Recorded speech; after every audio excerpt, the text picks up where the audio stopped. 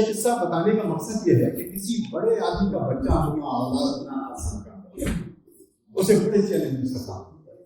ایک چیلنج اس کے لیے یہی ہوتا ہے کہ اس کے اپنے ماں باپ جو ان کا نام ہے اس کی ساکھ خراب ہے، اور جو دوسرا بڑا چیلنج ہوتا ہے ان لوگوں کے لیے جن کے ماں باپ کافی حد تک اچیو کر چکے ہیں یا بہت مشہور ہیں دنیا بھر میں ان کا نام ہے، وہ چیلنج یہ ہوتا ہے کہ جو بار ان کے والدین نے سیٹ کر دیا وہ بار جو ہے اتنا ہائی ہوتا ہے اس تک پہنچنا، کیونکہ جو عام آدمی ہے یا عام جو ان کے مداح ہیں وہ ایکسپیکٹ کرتے ہیں کہ ان کے بچے بھی کم از کم اس معیار کو نہیں تو ایسی حد کو چھونے ضرور کہ فیض صاحب کی دونوں لڑکے یہ کمال کیا۔ انہوں نے نہ صرف اپنے والدین کے نام کا پاس رکھا ہے، ان کی عزت میں ان کے نام کی عزت میں اضافہ کیا ہے، بلکہ اس میسج کو بھی اپنے اپنے انداز سے کیری کیا ہے۔ سلیمہ ہاشمی صاحب، میری مراد سلیمہ ہاشمی صاحبہ سے اور منیزہ ہاشمی صاحبہ سے۔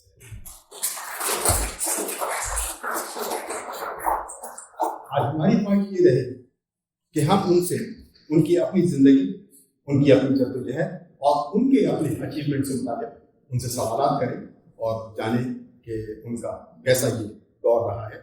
اور اس سے پہلے کہ منیزہ ہاشمی صاحب کو منیزہ ہاشمی صاحبہ کو میں دعوت دوں کہ وہ اسٹیج پہ تشریف لائیں، ان کا شکریہ ادا کرنا چاہوں گا کہ انہوں نے ہماری دعوت پہ اس اجلاس میں آپ کے پاس وقت کی یہاں بڑی کمی تھی، کل آپ کی روانگی بھی ہے کہ آپ نے ہماری دعوت کو قبول کیا اور انسٹیٹیوٹ کی اس دعوت پہ یہاں ہم سب کے درمیان موجود ہے۔ دوسرا میں شکریہ ادا کرنا چاہوں گا محترمہ عفیفہ ابرار صاحبہ کا۔ اگر عفیفہ ابرار صاحبہ درمیان میں نہ ہوتی تو شاید یہ پروگرام نہ کر پاتے۔ میں پاکستان سے دو خواتین ہیں جو ہمارے ساتھ تعاون کرتی رہی ہیں، جو آپ کی ویڈیوز دیکھ رہے ہیں اور بھی بہت ساری چیزیں، ان میں ان کا بھی نام لینا چاہوں گا۔ وہ ہیں آپ کی سیکرٹری ہیں یمین زہرا اور سمیرہ خلیل صاحبہ، ہم ان کے بھی بولیں۔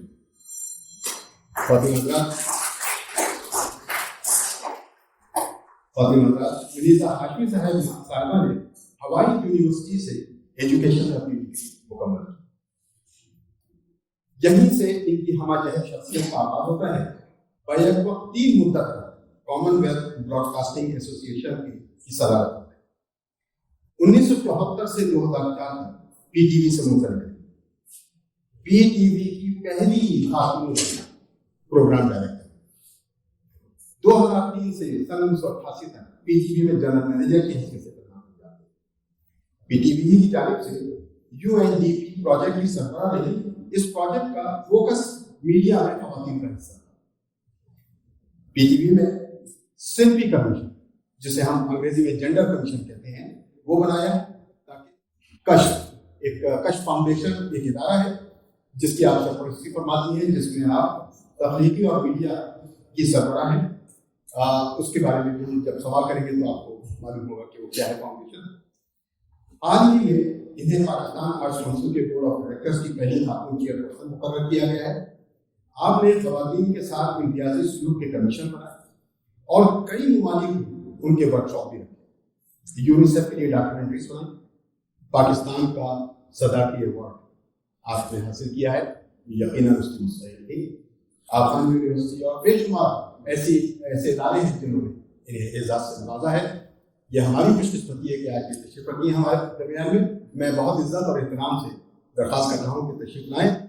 رسم دنیا بھی ہے، موقع بھی ہے اور دستور بھی ہے۔ میں جناب شگفتہ ہاشمی صاحبہ سے درخواست کروں گا کہ تشریف لائیں اور یہ بھوکے ہیں۔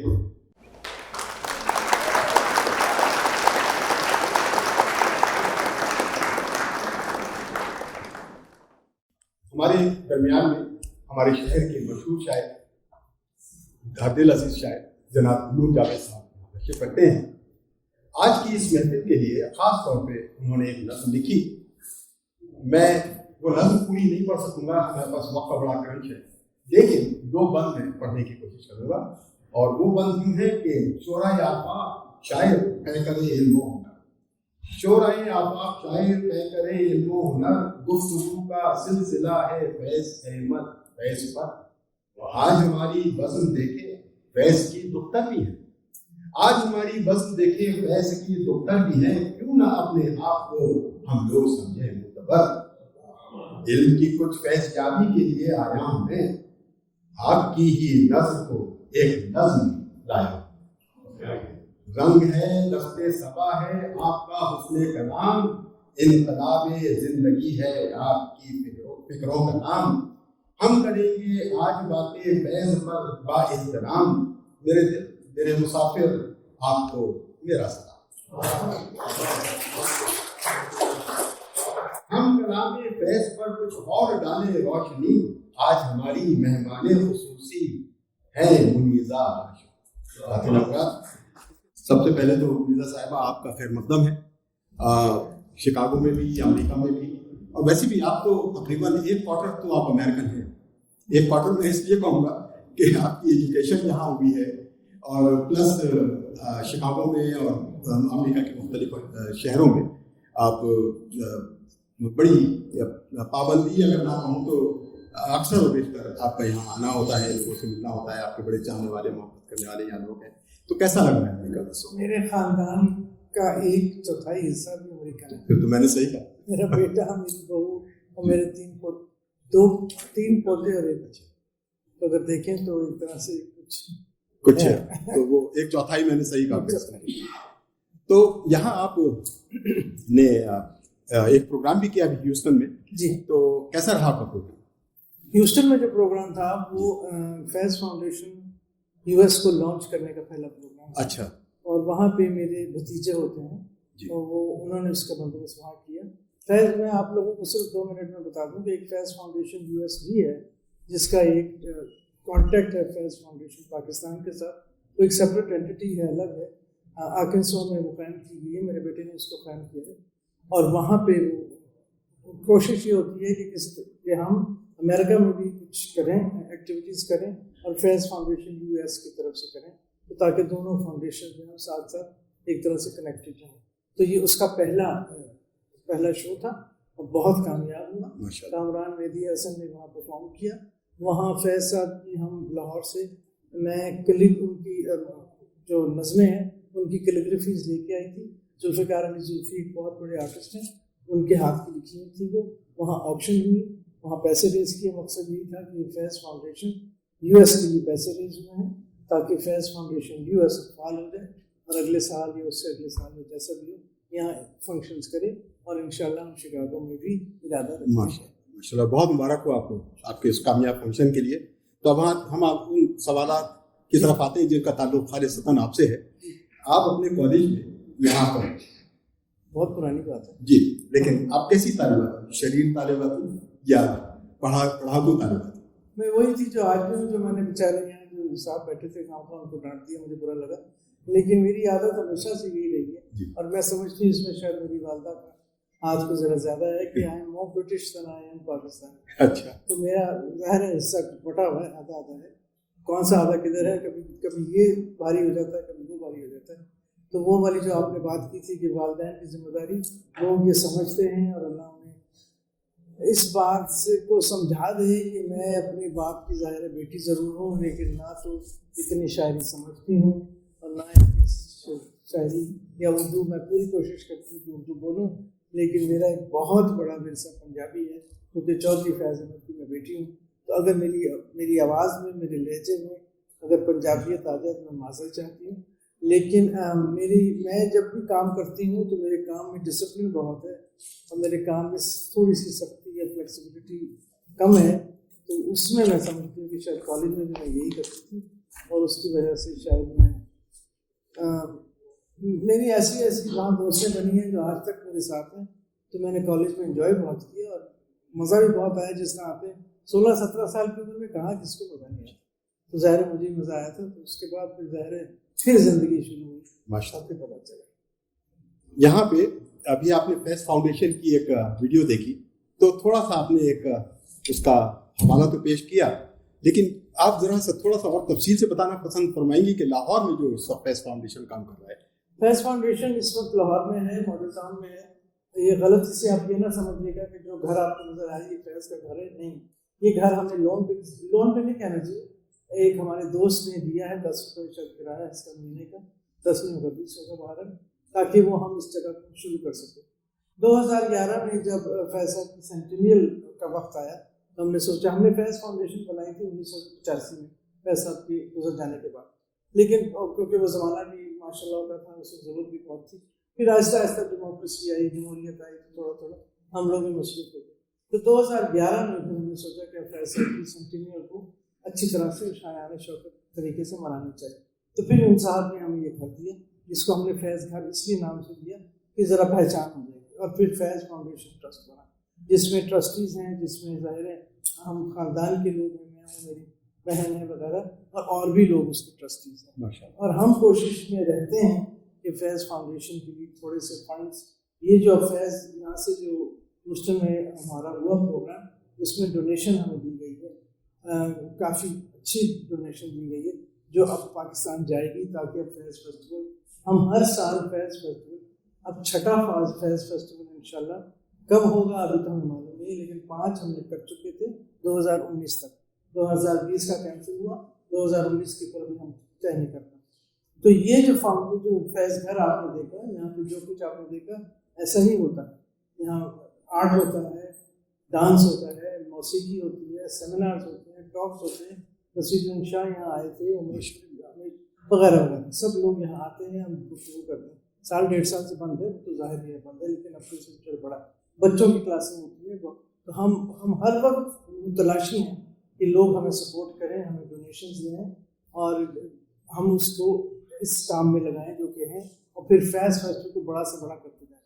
2019 کا جو فیض فیسٹیول تھا, جو الحمرہ میں ہوا, جس کی میں چیئر پرسن ہوں, وہاں 25-30 ہزار لوگ 3 دن میں آئے تھے. اور اس کی جسے پنجابی میں کہتے ہیں کھڑاک اتنی تھی کہ سارے پاکستان میں گھومی, اور وہاں سے باہر سے بھی لوگ آتے ہیں. اور یہ ڈاکٹر تقی عابدی جن سے ہم بات کرنے جا رہے ہیں, ہر سال آتے ہیں اور آ کے ہم سے بات کرتے ہیں. اور بہت بڑے بڑے اسٹار بھی آتے ہیں, شام بینگل آئے, مظفر علی آئے, شاہ آئے, شبانہ اعظمی آئے, جاوید اختر آئے, وغیرہ وغیرہ. یہ تو ایسے وہ ذرا حالات تھوڑے سے بہتر تھے, اب دیکھتے ہیں 2 سال بعد کیا ہوگا. لیکن لڈمیلا واسلیوا آئی ماسکو سے, اور اس طرح سے. تو یہ بہت بڑا فیسٹیول ہوتا ہے جس میں ٹینا گاتی ہیں, طاہرہ بھی گاتی ہیں, آپ نے بھی گانا گایا وغیرہ. تو یہ ہم کام کرتے ہیں فیض فاؤنڈیشن میں. مقصد کیا ہے؟ مقصد صرف یہی ہے, اب اس میں انگریزی کی تھوڑی سی مدد ہوں گی, to join people together through art and culture, جو فیض صاحب کی ایکچولی اپنی خواب تھا, اور انہوں نے وہی کوشش کی. اور اس وقت ایز چیئر پرسن الحمرہ بھی میں یہی کرنے کی کوشش کر رہا ہوں, to develop and to make the art and culture of Pakistan visible and to encourage young people. اب young people now. ذرا سا میں پیچھے جاؤں گا, کیونکہ ایک سوال رہ گیا آپ کی یہاں کی امریکہ میں جو اس وقت مصروفیات ہیں. شکاگو میں 4-5 چیزیں بڑی مشہور ہیں, Navy Piers, river walk, dish pizza, اور عفیفہ کا دسترخوان. آپ نے یقیناً ان سب کو انجوائے کیا ہوگا, سارا کا سارا. کیسا لگ رہا ہے آپ کو شکاگو اس پینڈیمک میں؟ میں نے یہاں کا جو انسٹیٹیوٹ آرٹ انسٹیٹیوٹ دیکھا ہے شکاگو کا, میری تو آنکھیں کھلی رہ گئی. اور سچ اتنا خوبصورت دن تھا وہ. میں نے فائر ورکس دیکھی ہیں, وہ بھی نہ بھول جائیے. مطلب اتنا کچھ دیکھا ہے اس دفعہ کہ اب ہم نے یہ فیصلہ کیا کہ اب اس دفعہ اگلی دفعہ اب شکاگو سے ہٹ کے کہیں اور جائیں گے, کیونکہ شکاگو میں نے اس کو پنجابی میں کہتے ہیں پورا خاندان لیا, اب کچھ نہیں بچا. اب تو آپ گائیڈ بن سکتی ہیں شکاگو کی. دیکھیے, ایک لوگ جانتے ہیں, میں ایسا نہیں کہوں گا نہیں جانتے, لیکن بہت کم جانتے ہیں, اور وہ ہیں فیض صاحب کے والد صاحب اور آپ کے صاحب. ان کا اتنا بڑا کنٹریبیوشن ہے فیض صاحب کی شخصیت میں کہ جس کو لوگ میرا خیال ہے اس پہلو سے ناواقف ہیں. تو میں آج میرا سب سے پہلا سوال آپ کا یہی رہے گا, آپ کے خاندان سے متعلق, کہ ذرا اپنے دادا صاحب کے بارے میں بتائیے کہ کون تھے, کیسے انہوں نے رائز کیا, کس طریقے سے انہوں نے اپنی زندگی گزاری, کہاں سے چلے, کہاں پہنچے. میری بدقسمتی یہ ہے, ظاہر ہے, کیونکہ میں تو نہیں انہیں جان سکتی, بہت پہلے بہت ہو گئے تھے وہ. فیصل کی شادی سے پہلے بھی ظاہر ہے, اس کے بعد کی بات. لیکن اور میں نے بھی انہیں اتنا نہیں جانا جب تک, یہ میں اس وقت ایک بہت ہی چھوٹی سی بات کرنے لگی ہوں, لیکن بات ہے بڑی. کتابیں فیض صاحب پہ بہت لکھی گئی ہیں, فیض صاحب کے شاعری پہ اور مضامین وغیرہ, لیکن کتاب فیض صاحب پہ بایوگرافی ایک ہی لکھی گئی ہے آج تک, جس کا نام ہے لو اینڈ ریولیوشن. امیزون پہ اویلیبل ہے. اور یہ خوش قسمت میں کہوں گی کہ میرے بیٹے نے لکھی, ڈاکٹر علی مدین ہاشمی ہیں وہ ڈاکٹر, اس کتاب میں, اور یقین جانیے اس کتاب کو لکھے ہوئے اب 3-4 سال ہو گئے, اب اس کا اردو ترجمہ بھی آ رہا ہے, انگلش میں تو ہے ہی اویلیبل. اس کتاب کو میں نے آگے, کمال کی بات ہے کہ انہیں دنوں میں پڑھا کیونکہ وقت نہیں ملتا تھا, اور اس کتاب کو پڑھنے کے بعد مجھے اندازہ ہوا کہ میرے دادا, یعنی سوری کہ کس طرح کہنے کی کیا چیز تھی. فیض صاحب سے 2-3 دفعہ لوگوں نے کہا, میں نے ہمت نہیں ہوئی یا نہیں کہا کہ فیض صاحب آپ کی کہانی, آپ کی فلم بنائیں گے, آپ کی فلم بنائیں گے. انہوں نے یہ کہا کہ فلم بنانی ہے تو میرے والد کو بتاؤ, کہانی تو ان کی.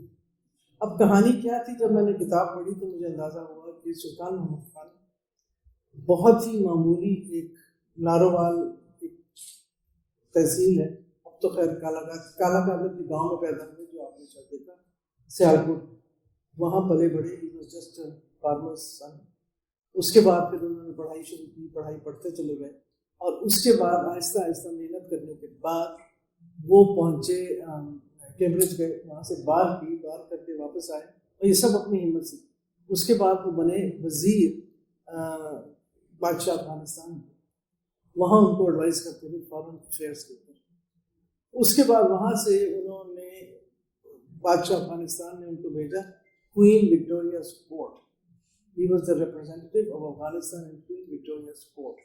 وہ تصویر جو فیض گھر میں لگی ہوئی ہے, اس کو دیکھ کے رونگٹے کھڑے ہو جاتے ہیں کہ اس میں سب گورے بیٹھے ہیں اور ایک یہ صاحب بیٹھے ہیں داڑھی والے, جو ہمارے دادا ہیں. کیا بات.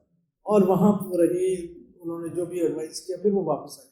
جب وہ واپس آئے تو اس وقت افغانستان کے حالات کچھ بگڑ چکے تھے, تو ان کو کہا گیا کہ آپ واپس چلے جائیں پاکستان, اب آپ کا یہاں رہنا ٹھیک نہیں ہے. تو جب وہ افغانستان سے واپس آئے تو بالکل ٹوٹے پھوٹے واپس آئے, اور ان کے پاس نہ پیسے تھے نہ کچھ تھا. And then started the sort of, I should say, تھوڑی سی the poverty of the family. وہ وہاں سے آئے, ظاہر فیملی تھی ان کے ساتھ وغیرہ وغیرہ کی. تو یہ فیصلہ, یہ کہانی, یہ پوری کی پوری ریسرچ علی نے بہت محنت سے کر کے اس کتاب میں ہے. اس کے بعد اگر آپ دیکھیں تو فیض کی اور اپنے باپ کی اتنی اسٹرانگ ٹائز بنتی ہے. حالانکہ وہ مڈل چائلڈ تھے. فیض, میرے تایا تھے ایک چودھری طفیل, اور میرے ایک چھوٹے چچا تھے افتخار. یہ مڈل چائلڈ تھے. جو افتخار تھے وہ بعد میں فوج جوائن کی انہوں نے, جو طفیل صاحب تھے وہ سیشن جج بن گئے. لیکن فیض میں شاید دادا صاحب نے شاید یہ دیکھ لیا کہ یہ بچہ تیز ہے, پڑھنے والا ہے, لکھنے والا ہے, جو بھی ہے. تو فیض نے ان کو تقریباً سیکٹری کے لیول کے اوپر اپنی ذمہ داریاں سنبھال لیں. ان کا ترجمہ کرتے تھے, ان کو خط پڑھ کے سناتے تھے, ان کو اخبار پڑھ کے سناتے تھے. اور اسی طرح فیض صاحب کی بھی تھوڑی سی ظاہر ڈیولپمنٹ شروع ہوئی ادب کی طرف, وغیرہ. تو اس میں بہت ڈیٹیلز ہیں. تو یہ کہانی یوں ہے کہ پھر اس کے بعد ایک اور بھی کتاب ہے جو مجھے نام یاد نہیں آ رہا, جو لکھی گئی ہے تو وہ ناول, لیکن وہ ساری کی ساری کہانی میرے دادا کی ہے. مجھے یاد نہیں آ رہا اس کا نام کیا. وہ ایک گوری تھی جو وہاں گئی تھی افغانستان میں, اور انہوں نے ان کے اوپر ایک پوری کہانی لکھی. کیا بات. تو یہ جو دادا تھے میرے, ان کی جو کہانی ہے وہ سنا ہے کہ ایک it is full of adventure, full of challenges, full of the attempt to become somebody, to rise up from where he was, from an ordinary farmer to the court of Queen Victoria and to the court of the Afghanistan king. And then of course he died in oblivion, penniless and poor and family and so on and so forth. پھر وہ کہانی پہ بحث شروع ہو جاتی. تو یہ میرے دادا کی کہانی ہے. and I am very impressed by the man, but of course جس طرح آپ نے بات کی تھی اور ہم سب کی ہوگی دل میں کہ کتنی ہی باتیں رہ جاتی ہیں جو ہم لوگوں سے نہیں پوچھتے. میں نے اپنے والد صاحب سے کبھی بیٹھ کے اپنے دادا کے بارے میں نہیں پوچھا, کبھی وقت نہیں نکالا کہ ذرا بتائیں تو سی ہی واز مائی گرینڈ فادر, what do you feel about, what were your feelings about. آپ کے ساتھ میں کیا باتیں کرتے تھے جب آپ لکھتے تھے, تب تو کس طرح بتاتے تھے, کس طرح سمجھاتے تھے. یہ بہت سی ایسی باتیں ہیں میرے دل میں جو رہ گئی ہیں جو میں نے سے نہیں. مظہر جمیل صاحب نے ایک بہت بڑا چیپٹر آپ کے دادا صاحب کے لیے لکھا ہے, اور بہت ہی فیسینیٹنگ تھا. میں تو بہت متاثر ہوا, اور آپ نے بیشتر باتیں اس میں سے کور کی ان کی, اور واقعی پڑھنے سے تعلق رکھتی ہیں تمام چیزیں. آپ کی بایوگرافی میں یہ یہاں یقیناً ہوگا اس سلسلے میں, اور انشاءاللہ ہم ان پہ کبھی اور بھی گفتگو کریں گے. یہاں پہ ایک سوال اور ہے اور جس کے بارے میں لوگ بہت کم جانتے ہیں. دیکھیے ضیاء کے زمانے میں جب ضیاء کا مارشاء اللہ آیا تو فیض صاحب پہ عرصہ حیات بہت تنگ کر دیا گیا. بہت ساری ایجنسیاں آپ کے پیچھے لگ گئی, آپ کا اٹھنا بیٹھنا کھانا پینا محال ہو گیا. تو وہاں سے ضیاء صاحب نے فیض صاحب نے جلا وطنی جسے سیلف ایگزائل کہتے ہیں وہ انہوں نے اختیار کیا اور باہر چلے گئے. اور وہ دور بہت ہی پرآشوب دور تھا کیونکہ آپ نے بیروت کا سفر کیا اور بہت ساری جگہوں پہ گئے, لیکن اس قدر پرآشوب دور تھا وہ کہ آپ کو باہر بھی بہت ساری دقتوں کا سامنا کرنا پڑا. اور اس عرصے سے یا اس ایرا سے ہم بہت کم واقف ہیں. میرا سوال آپ سے یہی رہے گا کہ آپ ذرا فرمائیے کہ فیض صاحب نے کس قدر مشکل وقت گزارا اپنی جلا وطنی کا, اس سے متعلق کچھ ارشاد فرمائیے. مشکلات تو دونوں طرف سے سمجھیں آپ. ہماری طرف تھی کیونکہ ہم پاکستان میں تھے اور ہم پہ بھی ایک نظر عنایت تھی اس وقت کے مارشل لاء کی, مجھ پہ خاص طور پر پی ٹی میں تھی. تو میں اس پہ زیادہ گفتگو کرنا نہیں چاہتی کیونکہ دور گزر چکا اور میں بھی اس میں سے نکل آئی. لیکن اس کے اوپر بھی مجھ پہ بہت مشکلات تھیں. ایک ایک لفظ, ایک ایک بات, ایک ایک کام کے اوپر میری نظر تھی. میری پروموشن روکی گئی, مجھے ایکسپلینیشن کالز ہوئی, میری ٹرانسفرس کی گئی, بہت سی ایسی باتیں جو ہوتی ہیں اور یہ شاید کوئی تھی. اور مجھے یاد ہے کہ اس میں ظاہر بچے بھی تھے اور ان کے اوپر کچھ نہ کچھ اثر ہوا ہوگا جو انہوں نے آج تک کہا تو نہیں, لیکن میرے خیال میں دن پیچھا یہ ہوگا. والد صاحب کے اوپر یہ تھا کہ ظاہر ہے ایک دم سے ہم صبح اٹھے, میں اپنی بات کر رہی ہوں, 2-3 دن کے بعد مجھے پتا چلا کہ وہ نکل گئے, چلے گئے. یہ ان کا جانا جانا رہتا تھا تو اس لیے میں نے سوچا چلے گئے ہوں گے. لیکن پھر جب ایک بار مہینہ زیادہ گزر گیا تو میں نے ذرا والدہ سے پوچھا, میں نے کہا واپس نہیں آ رہے؟ تو میں نے کہا ابھی نہیں آئے, ابھی نہیں آئے. اب اس دوران میں اب آپ سوچیے کہ now that I am looking at the last toilet of my life, تو کچھ لوگوں سے باتیں ہوتی ہیں. تو زہرا نگار کا نام آپ سب لوگوں نے سنے ہوگا. تو زہرا آپا کے ساتھ ان کے بہت بہت پیارے مراسم تھے, بہت پیار تھا. اور زہرا آپا اس میں لندن میں رہتی تھی. تو فیض صاحب نے جب اپنا رخ جب وہ نکلے پاکستان سے تو بقول زہرا آپا کو یہ نہیں پتا تھا وہ کیا کریں گے اور کہاں جائیں گے. بس مجھے انہوں نے نکلنا تھا کیونکہ ان کے اوپر جس طرح آپ نے کہا کہ پابندیاں بہت تھیں اور سانس نہیں آ رہا تھا, یہ سب. تو وہی ان حالات میں رک سکتے بھی نہیں تھے. اور انہوں نے پھر یہ رائے بھی دی اور ایڈوائز بھی کیا کہ آپ اگر چلے جائیں تو غرض کریں. تو وہ نکل گئے. لیکن کہاں جانا ہے, کہاں رہنا ہے, کیا کمانا ہے, گھر میں بیوی ہے, 2 بچیاں ہیں. خیر ہماری تو شادی وادی ہو چکی تھی, یہ اور سروسز چلی, لیکن ایون ہے. تو اس کے بعد جو ہے آپ بتاتی ہیں کس طرح وہ لندن آئے, کتنے وہ پریشان رہتے تھے. وہ رہتے ڈیرا ان کا وہیں زہرا نگار کے گھر میں ہی تھا. کتنے وہ پریشان رہتے تھے, کتنے وہ اداس رہتے تھے. لوگ بہت جھگڑا آتا تھا ان کے ساتھ, لوگ آتے تھے جاتے تھے اور وہ اپنا دل لگاتے تھے. لیکن پھر مرکز بنا, پھر آپ مصطفیٰ عالم صاحب نے بھی ان کے ساتھ رابطہ کیے, وہ مجھے لگا. پھر بیچ میں روس 2-3-4 دفعہ گئے, جو بھی ہوا. اس کے بعد پھر انہیں یہ آفر ہوئی پیلسٹائن کی طرف سے یا یاسر عرفات کی طرف سے کہ آپ افرو ایشین رائٹرز جو ہیں ان کا یہ جو ایک پرچہ ہے جس کو لوٹس کہتے ہیں وہ سنبھال لیں, اس کی صدارت سنبھال لیں. لیکن اس کی صدارت, اس کا سب کچھ جو ہے وہ بیروت میں ہے. اس وقت بیروت کا جو حال تھا وہ اتنا برا نہیں تھا جتنا بعد میں ہونا شروع ہوا. انتفاضہ ابھی نہیں ہوا تھا. تو وہ چلے گئے وہاں پہ. انہوں نے سوچ لیا کہ چل چلتے ہیں. میری والدہ کو بھی بلا لیا, ایک چھوٹا سا فلیٹ لے لیا. وہ جو 2.5-3 سال میں مجھے ایگزیکٹلی یاد نہیں ہے جو ان کے وہاں گزرے. اگر وہ آپ کتاب پڑھیں اس میں جو اس کی اکاؤنٹ ہے کہ کس طرح اس شخص نے وہاں وقت گزارا. یعنی انہوں نے پھر وہاں سے بڑی مشکل سے خط آتے تھے, آ جاتے تھے. فون کا تو سوال ہی پیدا نہیں ہوتا تھا, موبائل سے نہیں ہے. وہ بیٹھے رہتے تھے اپنا بک کر کے, کال ملتی نہیں تھی وغیرہ وغیرہ. لیکن جو خط انہوں نے مجھے لکھے ہیں اور جو اپنی کتاب میں چھپنے جا رہی ہے, اس میں ڈرافٹ اس کا بن چکا ہے, کرنی بن رہی ہے اس کی, جس میں ان کے خط شامل ہیں. ان خطوں میں جو انہوں نے وہاں کی ڈسکرپشن کی ہے کہ یعنی لکھی بڑی لائٹ مینر میں ہے. لیکن آپ اگر اس کے اندر جا کے سوچیں کہ میرے دوست میں بڑا حیران ہوتے ہیں کہ تم جب بم پھٹ رہے ہیں ہر جگہ, بم کی آواز آ رہی ہے, گولیوں کی آواز آ رہی ہے, تم سو کیسے جاتے؟ تو میں بتاتا ہوں, میں سوچا پروفیسر اس میں لکھا ہے میں سوئچ آف کر دیتا ہوں. اور میں نے انہیں رونا لکھا تھا کہ یہ میرے ساتھ کیا گزر رہی ہے. تو انہوں نے کہا میں تمہیں بھی یہی مشورہ دیتا تو تم بھی سوئچ آف کر دیا. تو کہنے لگے پھر میں ان سے کہتا ہوں میں سوئچ آف کر لیتا ہوں اور اس کے بعد میں سو جاتا ہوں, پھر میں اٹھ جاتا ہوں. اب آپ سوچیں کہ باہر بم پھٹ رہے ہیں. کئی دفعہ ایسا ہوا کہ انہیں رائے دی ہے کہ آپ رات کو اس فلیٹ میں نہیں رہیں گے کیونکہ یہ فلیٹ مارک, اس کے اوپر بم پھٹ سکتا ہے, اٹیک ہو سکتا ہے, آپ رات کو نکلیں. اور شاید آپ لوگ نہیں جانتے کہ یاسر عرفات جب آتے تھے وہاں پہ ہر رات ایک مختلف گھر میں گزارتے تھے, صرف اس وجہ سے کہ ان کو ظاہر ہے کہیں اٹیک نہ کیا جائے. تو فیض صاحب کے اوپر بھی یہی اس قسم کی کبھی کوئی پابندی ہوتی تھی.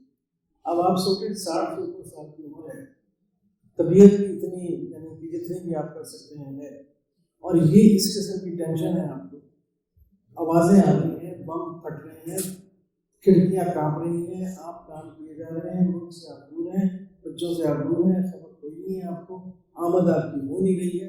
ہاں ٹھیک ہے زمانے میں لکھا ہوں میرے دل میرے مسافر بھی ایسے, لیکن وہ سوچ کے میرا دل رہتا ہے کہ اس شخص نے کتنی برداشت کی اپنے آپ کے اوپر, لیکن انہوں نے چاہے کوئی سودا نہیں کیا یا کوئی ڈسیزن ایسا نہیں کیا. اس کے بعد یہ کر کے پھر اس کے بعد ایک دفعہ میری بہن پہنچ گئی, میں آپ کو کسی طرح سے ویزا بن گیا, بچے بھی پہنچ گئی, تھوڑا سا دل رہ گیا. لیکن ایک کہانی میں ایسی سناتا ہوں اگر وقت ہے کہ میں آسٹریلیا گئی کسی کام سے, تو میں وہاں کسی ایسی ماشاء اللہ اچھی سی محفل میں تھی, تو ایک ساتھ میں پہنچے اور کہنے کہ آپ سے بات کرنی ہے. بتائیے, کہنے کہ جی میں فیض صاحب سے ملا تھا. تو ایسے معذرت کے ساتھ بہت لوگ کہتے ہیں, میں کہتے ہیں تو وہ کہنے لگا نہیں جی میں ان کو بیروت میں ملا تھا, اب تو میں نے ان کو روک لیا. تو کہنے لگا میں بیروت میں ٹیکسی ڈرائیور تھا,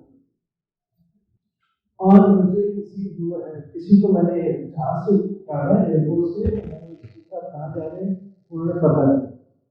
تو پتا دیا تو میں نے پوچھا آپ کس سے ملنے, پتا لگا وہ پاکستان کیوں نہیں. میں نے کہا کس سے ملنے جانا, میں نے کہا جی فیض میں فیض نہیں ملتے. انہوں نے کہا جی میں نے کیا, تو میں نے اسے کرایہ کیا. تو جیسے کہانی مجھے پوری طرح یاد نہیں, شاید اس میں تھوڑا سا ایڈ کر دوں باقی چل رہے ہیں حساب سے جو بھی دے دوں, اور شاید کیا لگا میں ان کے ساتھ اوپر چلا گیا یہ جہاں. تو کہہ لیں اس کے بعد فیض صاحب نے دیکھا تو کون ہوں, میں نے کہا کہ میں جو بھی ہوں. تو کہنے کہاں سے آئے, میں لاہور کا ہوں. تو ان کا فوراً پر جب بولے یار بہ جاؤ لاہور کی گلا کرو, مطلب وہ بھی صاحب ہونے لگے ہیں, میں بھی ہونے لگی ہے آسٹریلیا کی بات. اور پھر کہنے کہ میں نے پھر بتایا, اچھا دسو مذاکرت کی حال ہے, دسو جو ان کو یاد کی بات ہے. تو اتنا مجھے سوچ کے وہ ہوا کہ ایک شخص کے اندر اتنی وہ دل میں تھی کہ لاہور کا کہنے لگے میں واپس آیا, مجھے بڑا خیال ہے یہ حوصلہ میں جاتا رہا ہے کہ ملا رہا. تو یہ مشکل وقت میں نے وہاں کاٹا. پھر آخری جو ہے وہ یہ کہانی ہے کہ ان سے کہا گیا کہ آپ مہربانی سے کل صبح نکلیں اور چلے جائیں کیونکہ اب اٹیک ہونے والا ہے اسرائیل. اور فیض کا نام لسٹ میں تھا, جو میری خبر ہے صحیح ہے کہ نہیں. ایک خبر یہ ہے کہ پھر کوئی بات ہے کسی نے سے پوچھا نہیں, وہ ایک گاڑی کے بوٹ میں بند ہو کے یا کچھ ایسی کہانی ہے ذرا سے خفیہ طور پہ نکلے, اور نکل کے وہاں سے ٹونسیا پہنچے اور ملا کے نکلے. اور پھر ایک اور ہمارا دوست کے پاس رہی وہاں جا کے ٹونس, کیونکہ وہاں پہ ان کو چھپنا تھا. چھپنا سے مطلب ہے کہ انڈر کور ہونا. تو اس کے بعد میرے خیال میں مجھے وقت آ گیا کہ بس اب بات اب واپس. تو یہ اس قسم کی کہانیاں ہیں جو میں سمجھتی ہوں کہ اس شخص کو آخری وقت یہ ایک اسی کتاب کے آخر میں ایک چیپٹر ہے فیض مین اور متھ. کیا اس میں پھر وہ علی نے لکھی ہے کہ آخری کے 5 سالوں میں his health was going down and he was now ready to go back because he was dying and he was going into Alzheimer's وغیرہ کچھ اس قسم کی کہانی. تو یہ مجھے اندازہ نہیں تھا کہ جب وہ واپس آئے تھے, وہ واپس آئے وہ تصویریں دیکھیں تصاویر دیکھیں جو 1984 میں ان کی واپسی تھی, تو آپ کو نظر آ جاتا ہے کہ وہ شخص مچڑ رہا تھا, کمزور ہو رہا تھا, اور وہ آیا ہی پاکستان دفعہ. ایلس فیض صاحب جب ہم ان کا سنتے ہیں تو ایک افسانوی جو ہے شخصیت کا تصور ہمارے ذہن میں آتا ہے۔ ایلس فیض صاحبہ سے جب پوچھا جاتا تھا کہ آپ فیض کی شاعری کو سمجھتی ہیں تو کہنے لگی میں شاعری تو نہیں سمجھتی لیکن شاعر کو بہت اچھی طرح سمجھتی ہوں۔ آپ کو ہم نے اکثر پاکستانی لباس میں دیکھا، آپ نے جو وقت ان کے ساتھ گزارا اس میں آپ ہمیں بتائیے کہ وہ کیسی خاتون تھی، سوشل تھی، گھریلو تھی۔ یہ کئی ایک اس میں سوالات ہیں۔ ایک سوال کہ ان کا رہن سہن، ان کے شوہر اور بچوں سے، رشتہ داروں سے تعلقات، پاس پڑوس سے ملنا، فیض صاحب کے حلقے میں موو کرنا۔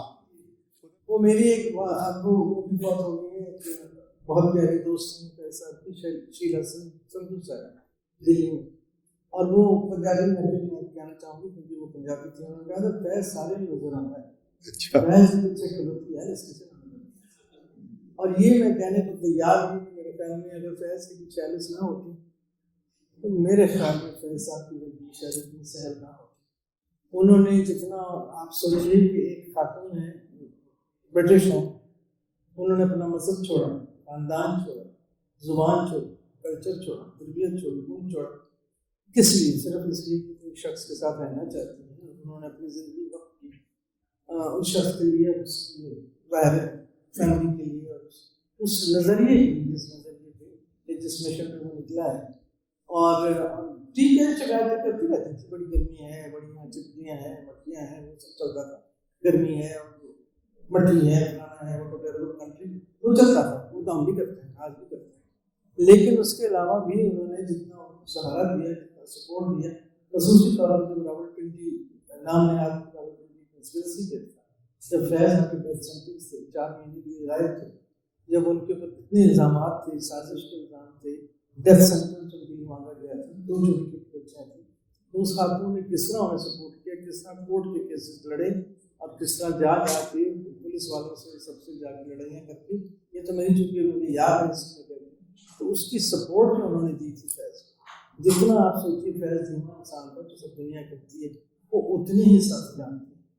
اور اس میں کچھ ان کی برٹش ظاہر بلڈ بھی تھا، جسے کہتے ہیں کہ میرے، کیونکہ میں اور میری بہن ہم 2 بھائیوں سے گئے ہیں، تو شعیب صاحب اس میں تو کریلی ہیں، لیکن باہر جب بھی بات کرتے تھے تو ہمارے سے کہتے ہیں یار بہن دس انہوں نے کی ہے، کہتے تھے جارج جینس، سارا گھومتی رہتی ہیں، بولتی رہتی ہیں، کام کرتی رہتی ہیں۔ تو میری والدہ کے اندر جو جینس تھی میرے خیال میں جو ہیں genetically, that was and she died pretty یو ہو جاتی ہے جو past 90، but she was a strong woman. اور وہی میں سمجھتی ہوں کہ وہی ڈسپلن، وہی جسے کہتے ہیں ڈسپلن تو اپنی جگہ ہے، لیکن what is right, what is wrong, she never compromised.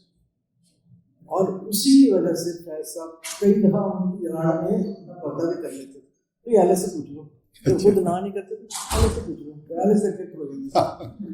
تو اس قسم کی باتیں ضرور ہیں کہ انہوں نے اس، لیکن یہ بھی میں کہہ سکتی ہوں کہ فیض کو سپورٹ کرنا، فیض کے مشن کو سپورٹ کرنا، اور فیض کی بچیوں کو پالنا، فیض کی، مجھے کبھی بھی آج تک بھی یہ نہیں یاد کہ والد صاحب نے بیٹھ کے مجھے کہا ہو کہ یہ نہیں کرنا، یا میری ماما کہتے تھے کہ بیٹھ کے کہا ہو کہ ایسے نہیں کرنا۔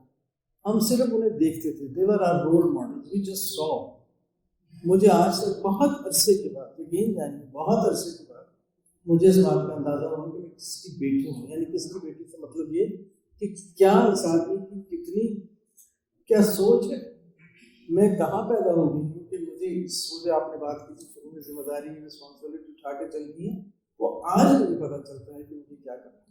اور وہاں میری والدہ کے ساتھ کھڑی رہتی تھی، کبھی اگر کہہ نہیں سکتی، کبھی نہیں کہہ سکتی، لیکن اگر کبھی کسی وقت میرے والد کے پاؤں کے بجائے ہوں گے تو سنبھالا میری ماں نے، کیونکہ وہ تھی اس کے ساتھ، she would not compromise on any thing. اور اس کی وجہ سے ظاہر ہے انہوں نے تھوڑا سا برداشت بھی کیا، صبر بھی کیا۔ ہم نے اس میں کوئی آج نہیں مجھے کہتے کہ ہم نے برے وقت بھی دیکھے، ہم نے واقع تو نہیں دیکھے، لیکن we were hand to mouth when he was in jail. We had no clothes, we had to wear clothes, second-hand clothes. I had nothing to hide. But she was, وہ اس وقت انہوں نے کام کرنا شروع کیا ہے اخبار میں، جس وقت اور باہر نہیں نکلتی تھی، سائیکل پہ جاتی تھی، گرمیوں میں سردیوں میں سائیکل پہ پاکستان ٹرین چلتی تھی۔ اور جب وہ فوت ہوئی ہیں تو جتنے لوگوں نے مجھے خط لکھے اس میں سے ایک خط آیا کہ میں کبھی कभी नहीं भूल सकती। कोई साहब थे, जो भी थे साहब, उन्होंने कहा था कि मैं सलूट करता हूँ उस खातून को। मैं उस वक्त किंग एडवर्ड या किसी पता नहीं कौन से अस्पताल के हॉस्टल में रहता था, और उस हॉस्टल से मुझे वो सड़क नजर आती थी जिस सड़क से मुड़ के पाकिस्तान टाइम्स साइकिल चला के जाती थी। अब मैं सलूट करता हूँ उस खातून को जिसको रोज सुबह में देखता था, वो जाती थी और रोज रात को वापस आती थी। क्या बात। और उस खातून के लिए मैं आज कंडोलेंस करना चाहता हूँ। तो these are the reasons why I think that she was बहुत अब बहुत खूबसूरत उर्दू बोलती थी। यहाँ मेरे पास बल्कि आप ही का कंट्रीब्यूशन है वो, यहाँ एक छोटा सा क्लिप है, लेकिन हम पूरा नहीं दिखा पाएंगे क्योंकि हमारे पास वक्त का वो है, लेकिन एक अंदाजा देने के लिए, एक अंदाजा लगाने के लिए।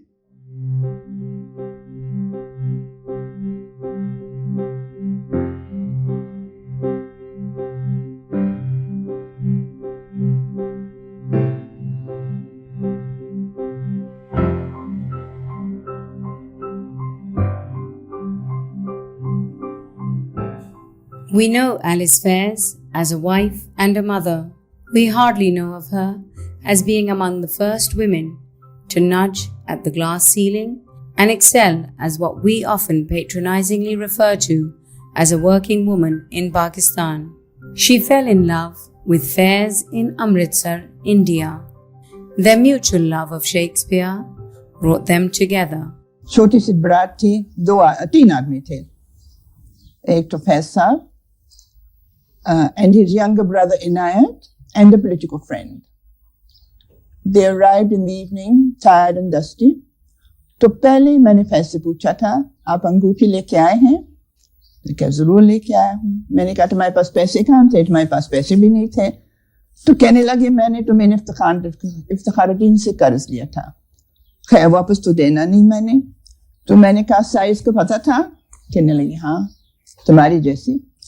तो मैंने ट्राई किया था, नहीं मैंने ट्राई नहीं किया, मैंने कहा no that's bad luck to try before the marriage, तो I didn't try the ring. शाम को दावत हुई थी, बहुत बड़ी दावत हुई थी, और इसलिए कि बहुत से शायर लोग आए हुए थे, एक में शायरा भी हुआ था।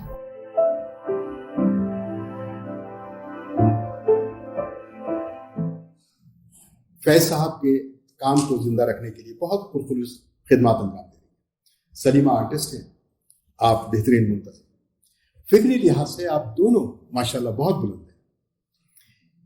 आप अपने और सलीमा साहिबा के कॉम्बिनेशन पर कुछ गुफ्तगू कीजिए कि एक आर्टिस्ट है, एक बहुत अच्छी मुंतज़िम है, और लेकिन काम आप दोनों मिलके कर रहे हैं, कुछ फरमाइए। बड़ी मुश्किल से क्योंकि जब कोई ऐसा मुश्किल काम होता है, किसी से मिलना होता है, किसी से कुछ मांगना होता है, तो जाहिर कर देते तुम जाओ।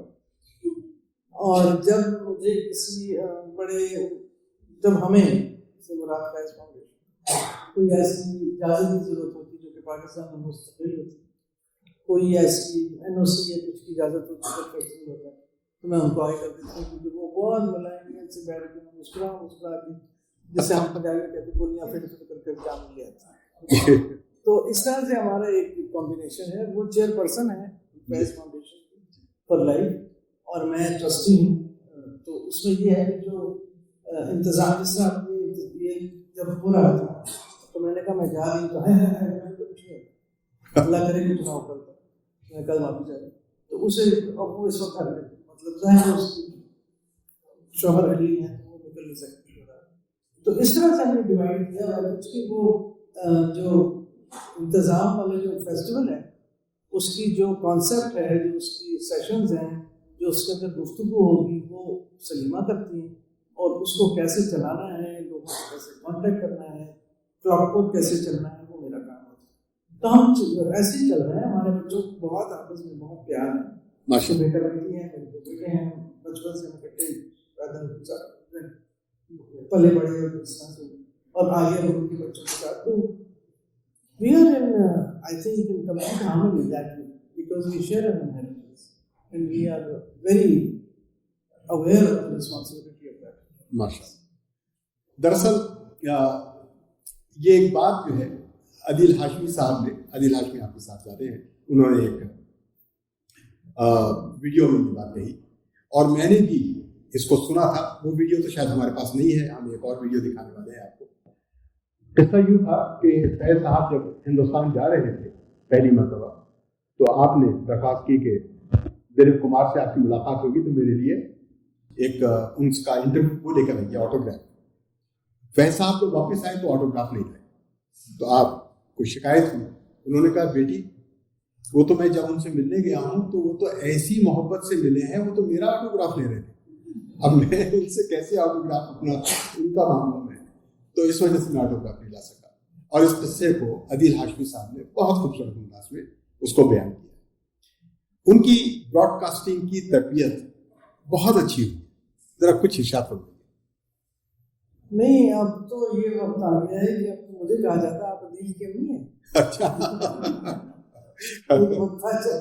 وہ میرا بیٹا جی ہے, جی. لیکن یہ ہے کہ اس بچے نے بہت محنت کی ہے اور اس کے اوپر عجیب سی بات ہوتی ہے. اب سوچیے کہ شوہر میرے سائیکالوجسٹ ہیں, بڑا بیٹا میرا سائیکالوجسٹ, میں میڈیا سے میرا تعلق ہے, چھوٹا بیٹا اس کا. تو کچھ عجیب سی بات ہوتی ہے, کبھی کبھی ایسا ڈویژن ہو جاتا ہے. تو اس کی وجہ سے ظاہر ہے وہی والی بات ہے کہ بیٹھ کے کبھی ٹریننگ نہیں, کبھی سمجھانا نہیں, لیکن اس نے ظاہر ہے میرا آنا جانا دیکھا, پیٹی میں دن رات دیکھے. اور وہ جب چھوٹا سا تھا اس زمانے میں میرے پاس شاید آیا نہیں تھی یا کیا تھی, کہ میرے ساتھ ہی چل پڑتا تھا, ساتھ ہی رہتا تھا. وہاں پہ کئی ایسے دوست ہیں میرے جو آج بھی یاد کرتے ہیں کہ میڈم اس کو ریل کو میں نے کھانا کھلایا, دن کو میں نے دودھ پلایا وغیرہ, کیونکہ وہ ایک فیملی کی طرح ہم رہتے تھے وہاں پہ یار, اور دن رات وہاں کام چلتا تھا. تو عدیل نے ظاہر ہے وہ سارا سچویشن دیکھی یا نہیں, ویسے ہی پارٹ میں. اس کے بعد جب یہ بڑا ہوا تو اس نے پڑھنا شروع کیا, تو اس کو پھر ایم اے کرنے کا جب شوق آیا تو یا نہیں شوق بالکل ملتا پڑا تھا اس کو, ڈنڈے مار کے اس کو کروانے کا کہا. تو پھر بزنس ایڈمنسٹریشن کی طرف ہی چل پڑا. تو ہم نے کہا تم بزنس ایڈمنسٹریشن کر لو. اس کے بعد بزنس ایڈمنسٹریشن جب اس کا ماسٹر ہو گیا تو پھر اس نے مجھے کہا اب میں اپنی مرضی سے پڑھ لوں. تو پھر میں یہیں آیا سین فرانسسکو میں اکیڈمی وہاں کالج میں اس نے ماسٹرز کیا ہے, کریٹو رائٹنگ میں کیا ہے, ڈائریکشن میں کیا ہے, فلمیں بنائی ہیں, ایکٹ بھی کی ہیں, ڈائریکٹ بھی کی ہیں. اور اب اس وقت جو اس نے تھوڑا سا جیسے کہتے ہیں پیترا بدلا ہے تھوڑا سا, کووڈ میں کچھ کام تو تھا نہیں, تو اب اس میں ٹریننگ کے پروگرام ہیں. اب یہ پبلک اسپیکنگ پہ ٹریننگ کرتا ہے اور بہت وائڈ زوم پہ چل رہی ہیں آج کل, بہت widely public speaking, good communication, how to develop self confidence, اس قسم کی ٹریننگس کر رہے ہیں آج کل, اور بہت ایکسیپٹیبل بھی ہیں, اور بہت اس کا دائرہ بہت آہستہ آہستہ وسیع ہوتا رہا. ایک چھوٹی سی ویڈیو جو آپ ہی کا کنٹریبیوشن ہے آج کے پروگرام کے لیے, وہ ایک انداز لگائیں آپ اس سے. اور آج کی شام کا آخری ٹکڑا فیض صاحب نے ایک قوالی لکھی, ہم نے اپنے انداز سے اس کو کچھ ڈھال دیا, اور اس سے پہلے کچھ ایک کا چیز.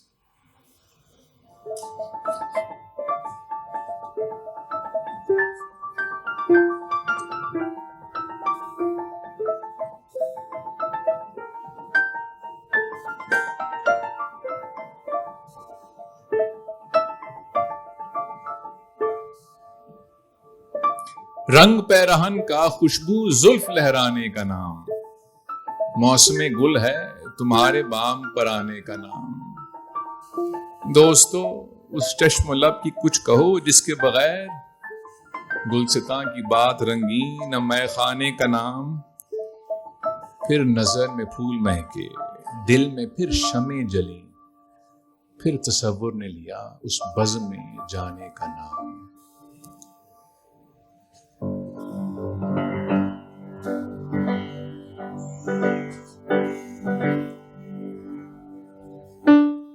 کہاں ہے منزل راہ تمنا ہم بھی دیکھیں گے, یہ شب ہم پر بھی گزرے گی, یہ فردا ہم بھی دیکھیں گے. ٹھہر دل جمال روئے زیبا ہم بھی دیکھیں گے, دبا رکھیں گے کب تک جوش صہبا ہم بھی دیکھیں گے, اٹھا رکھیں گے کب تک جام و مینا ہم بھی دیکھیں گے. صلا آ تو چکے محفل میں اس کوئے ملامت سے, کسے روکے گا شور پند بیجا ہم بھی دیکھیں گے. کسے ہے جا کے لوٹ آنے کا یارا ہم بھی دیکھیں گے. चले हैं जानो ईमा आजमाने आज दिल वाले, वो लाएं लश्कर अग़ियार व आदा हम भी देखेंगे, वो आए तो सरे मक्तल तमाशा हम भी देखेंगे। ये शब की आखिरी साथ गरा कैसी भी हो हमदम, जो इस साथ में पिन्हा है उजाला हम भी देखेंगे, जो फर्क सुख पे चमकेगा तारा हम भी देखेंगे, जो फर्क सुख पे चमकेगा तारा हम भी देखेंगे। वाह।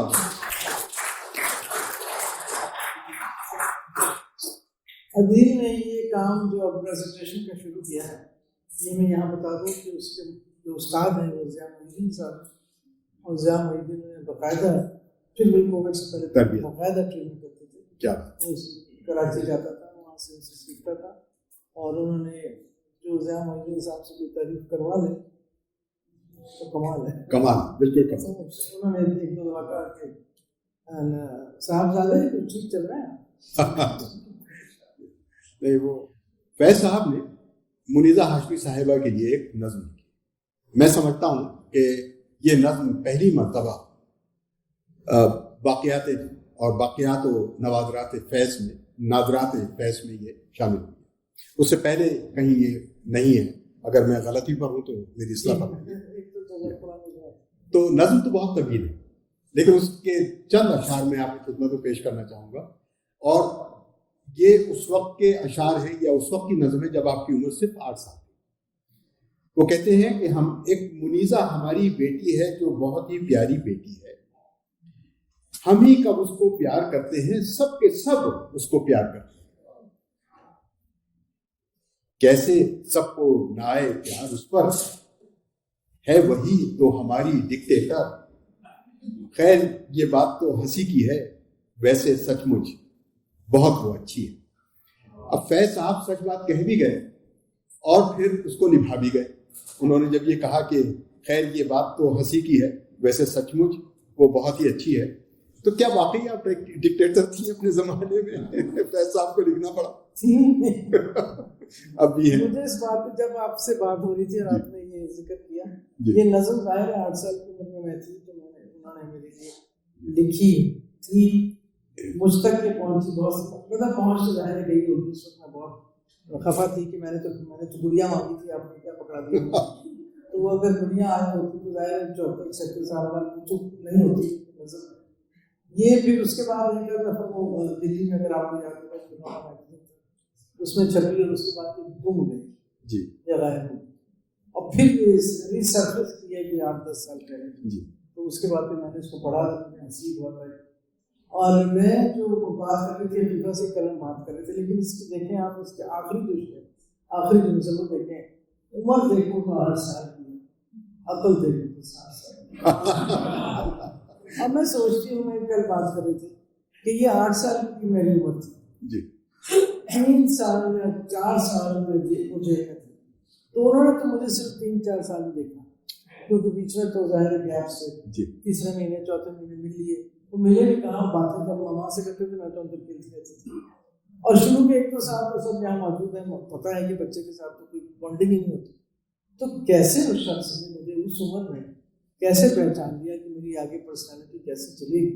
मैं इस बात पे पूरी वाली बात है कि कुछ बातें रह जाती हैं, कुछ नहीं, तो ये भी एक बात रहती थी पूछने वाली कि आपने क्यों नज़म लिखी, कैसे नज़म लिखी। ज़ाहिर उसकी सरफेस ही बात निकली, मुझे जाने के बाद पता चला इसका। तो मैं ही कभी सोचती हूँ कि क्या उस शख्स के अंदर किस किस्म की एक सोच थी कि वो उस वक्त थोड़ा सा मुझे घूमते फिरते देख रहा है, समझ रहा है कि ये अपनी माँ पे जा रही है, लेकिन उसके बावजूद भी, लेकिन ये कि थोड़ा सा इसमें जरा सा स्ट्रेंथ ऑफ कैरेक्टर है। जो लोग मुझे जानते हैं, और कुछ लोग हैं ऐसे, अब शायद एज के साथ साथ, उम्र के साथ साथ सभी लोग ढीले हो जाते हैं, लेकिन ये मेरा काम रहा है पीटीवी में, क्योंकि वो बिल्कुल समझे मेल डोमिनेशन थी, तो वहाँ मेरे बहुत सख्तियाँ थी, मैंने अपनानी पड़ी, क्योंकि आपको जब मेल डोमिनेशन में अपनी ज़िंदगी गुजारनी पड़ती है तो आपने अपने आप को नरम नहीं आप कर सकते, आप कमजोरियाँ नहीं दिखा सकते, और फिर मार्शल लॉ के ज़माने से 11 साल सख्त पड़े, तो आपको उसमें बहुत अपने आप को मनवाना पड़ता है, ہر بات کے اوپر کھڑا رہنا پڑتا ہے. وہ ہماری ٹریننگ بھی تھی, میری پرسنالٹی بھی شاید اسی وجہ سے تھی. تو dictator is a very relevant absolute description. میرے آپ بچوں سے پوچھیں گے, میرے پوتے پوتیوں سے, ایک تو پوتی کہتی ہے ایون ہمارے گھر میں کتا بہت بڑا Raja, even Raja listens to you. تو اس لیے وہ ایک میری پرسنالٹی ہے, بن گئی ہے, تھی بھی تھوڑی سی, لیکن وہ حالات کی وجہ سے تھوڑی سختی ہو گئی ہے. تو میں اس بات پہ بڑی خوش ہوں کہ ابھی کل پرسوں کی بات ہے جب ہمارا ایک ذرا پھنس گیا تھا یہاں پہ معاملہ. ایک ہم نے چیز بھیجی تھی ہیوسٹن, وہ ہیوسٹن پہنچی نہیں, ہفتہ گزر گیا, 10 دن گزر گئے, 12 دن گزر گئے. تو مطلب ایک وہ پینٹنگس تھیں جو پہنچ نہیں رہی تھی. تو میں بھی تھی کہ بیٹھی ہے فیفا, میں نے اسے کہا فیفا چل کے پوچھتے ہیں. میں نے کہا can I be myself, یا میں اندر جا کے پہ گئی کتنے دن پہ انگریزی میں. I said, what are you doing? And then this was exactly what I was doing. I was being hard, whatever. تو اس وجہ سے میں سمجھتی ہوں کہ والد صاحب نے ڈسکرپشن مناسب. تو جب میل ڈومینیشن کی بات ہوئی ہے تو پی ٹی وی میں آپ سب سے پہلی خاتون ڈائریکٹر بھی نہیں, پروگرام ڈائریکٹر بھی نہیں, اور جنرل مینیجر بھی نہیں. تو یہ مردوں کو ہینڈل کرنے میں آپ کو کتنی دقتیں پیش آئی؟ کیونکہ ٹی وی میں ہمارے یہاں پاکستان کے ٹی وی میں تو خاص طور پہ میل ڈومینیشن ہے. اس میں آسانی یہ تھی کہ میں چونکہ 1964 میں سے ہی پی ٹی وی میں نے جوائن کر لیا تھا, تو ایک طرح سے میں اس ادارے کے ساتھ ساتھ ہی ڈیولپ کر رہی تھی. تو وہ سب لوگ مجھے جانتے تھے, جتنے بھی وہاں لوگ تھے آہستہ آہستہ میرے ساتھ سینئر ہو گئے. تو اس وقت میری چونکہ کوئی ایسی زیادہ ان لوگوں سے دوریاں نہیں تھیں, تو اس لیے مجھے اتنی آسانی ہوئی. لیکن اس وقت بھی, اور آج تک میں نہیں کہہ سکتی, لیکن اس وقت کیونکہ وہاں یونین بہت اسٹرانگ تھی, اور یونین کے ساتھ میرے کچھ چکر چلے جس کے اوپر مجھے بہت سختیاں کرنی پڑی. تو مشکل تھا, لیکن انہوں نے یہ بھی پتا تھا کہ میڈم کے آگے کھڑے نہیں ہو سکتے, کیونکہ میڈم اگر کھڑی ہوں گی, اگر بات کریں گی تو پتے کی بات کریں گی, جھوٹ نہیں بولیں گی, تو کسی قسم کی ڈبل باتیں نہیں کریں گی. تو اس وجہ سے مشکل ضرور مشکل ہوا, لیکن مجھے اس بات کی کبھی فکر ہی نہیں کہ میں کسی شخص آدمی سے بات کری اور عورت سے بات کری. میری سب ان کے لیے البتہ مشکل ہوئی, کیونکہ مجھے یاد ہے جب بھی ہماری بہت بڑی جنرل مینیجرس کانفرنس ہوتی تھی, اس میں روایت ہوتی تھی, تو جاوید جبار صاحب اگر آپ کو جانتے ہیں ہمارے منسٹر تھے, وہ آ کے بیٹھے تو کہنے اسٹل اونلی ون وومن, کبھی نہیں بھولتا, we are keeping the gender balance, still only one woman. اور ویسے بھی بڑے دلچسپ آدمی. وہاں پہ اب آپ نے بہت سارے انقلابی کام کیے. میں ان کی تفصیل میں چلا گیا تو وقت ہمارے پاس بہت ہی نہیں بچے گا, لیکن ایک کام جو انقلابی کیا آپ نے وہ جینڈر کمیشن قائم کرنے کا, اس کے بارے میں کیونکہ ٹی وی پہ عام طور پہ یہ بہت شکایات رہتی تھی خواتین کو کہ ان کے ساتھ زیادتیاں ہوتی ہیں. تو وہ یو این ڈی پی کا ایک پروجیکٹ تھا, ویمن ان میڈیا, جی وہ بہت بڑا پروجیکٹ تھا, واحد پروجیکٹ تھا ٹی وی کے ساتھ ہوا, اس کو میں پروجیکٹ مینیجر بنا. اور پھر اس کے بعد ہم نے کام کرنا شروع کیا, جس میں سیمینار ہوئے, کمیٹیاں بنی, میٹنگز ہوئی, ٹریول ہوا, ڈرامے بنے وغیرہ وغیرہ, بہت اس کو کرایا گیا. پہلی دفعہ خواتین ٹائم کا میں نے ایک طرح سے سمجھے میرے گروپ نے شروع کیا. اب تو خیر خواتین کے بہت پروگرام ہوتے ہیں, تو اس وقت وہ بھی ایک بہت فائٹ تھی کہ کیوں خواتین کے لیے, کیوں خواتین کے لیے کیوں. اب مجھے آج تک یاد ہے کہ جب میں اپنا یہ میرا پروگرام چلتا ہے تم جو چاہو تو سنو, تو اس میں جب میں بالا مجھ سے پاس گئی, ان سے میری بہت پیار تھا, تو میں نے ان سے کہا بانو آپا میں آپ کا انٹرویو کرنا چاہتا ہوں. تو کہنے لگی اچھا کہ کون ہوگا اس میں, صرف آپ ہوں گے, ہم بات کریں گے. تو کون سا پروگرام ہے؟ میں نے کہا یہ صبح 1 گھنٹے کا پروگرام ہوتا ہے, خواتین ٹائم, اس میں یہ چلے گا. تو انہوں نے مجھے خاص کہا نہیں, میں زنانے ڈبے میں نہیں بیٹھوں, میں ایسے ڈبے میں بیٹھوں گی جس ڈبے میں دونوں مرد اور عورتیں. میں نے پھر انہیں کنوینس کیا کہ وہ بھی وقت آئے گا, لیکن پہلے آپ کو اپنی جگہ بنانی ہوگی. جب میں جگہ بنا لوں گی تو پھر اس کے بعد ہم برابری کی طرف جائیں گے, اور وہ ہوگا.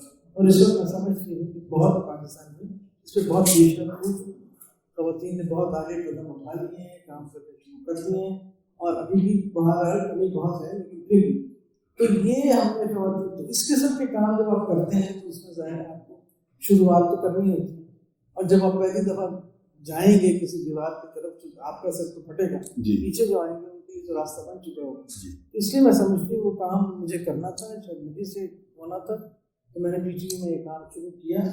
جنڈر کمیٹیز بنی بہت سی, میں سمجھتی ہوں کہ اس وقت کے بعد, اور یہ بھی ایک آج تک ڈائریکٹیو ہے جو اس وقت فالو نہیں ہو رہا ہے, لیکن ڈائریکٹیو ہے کہ کسی عورت یا کسی بچے کے اوپر پی ٹی وی پہ کسی قسم کا تشدد آپ نہیں دکھا سکتے, یہ باقاعدہ وہاں موجود ہے. کیا اور جب میں تھی وہاں پہ تو میں روز شام کو پروگرام دیکھتی تھی, اگلے دن بندے کی کلاس ہے, اب وہ ڈرام میڈم یہ تو ہوتا ہے, میڈم یہ تو ہوتا ہے.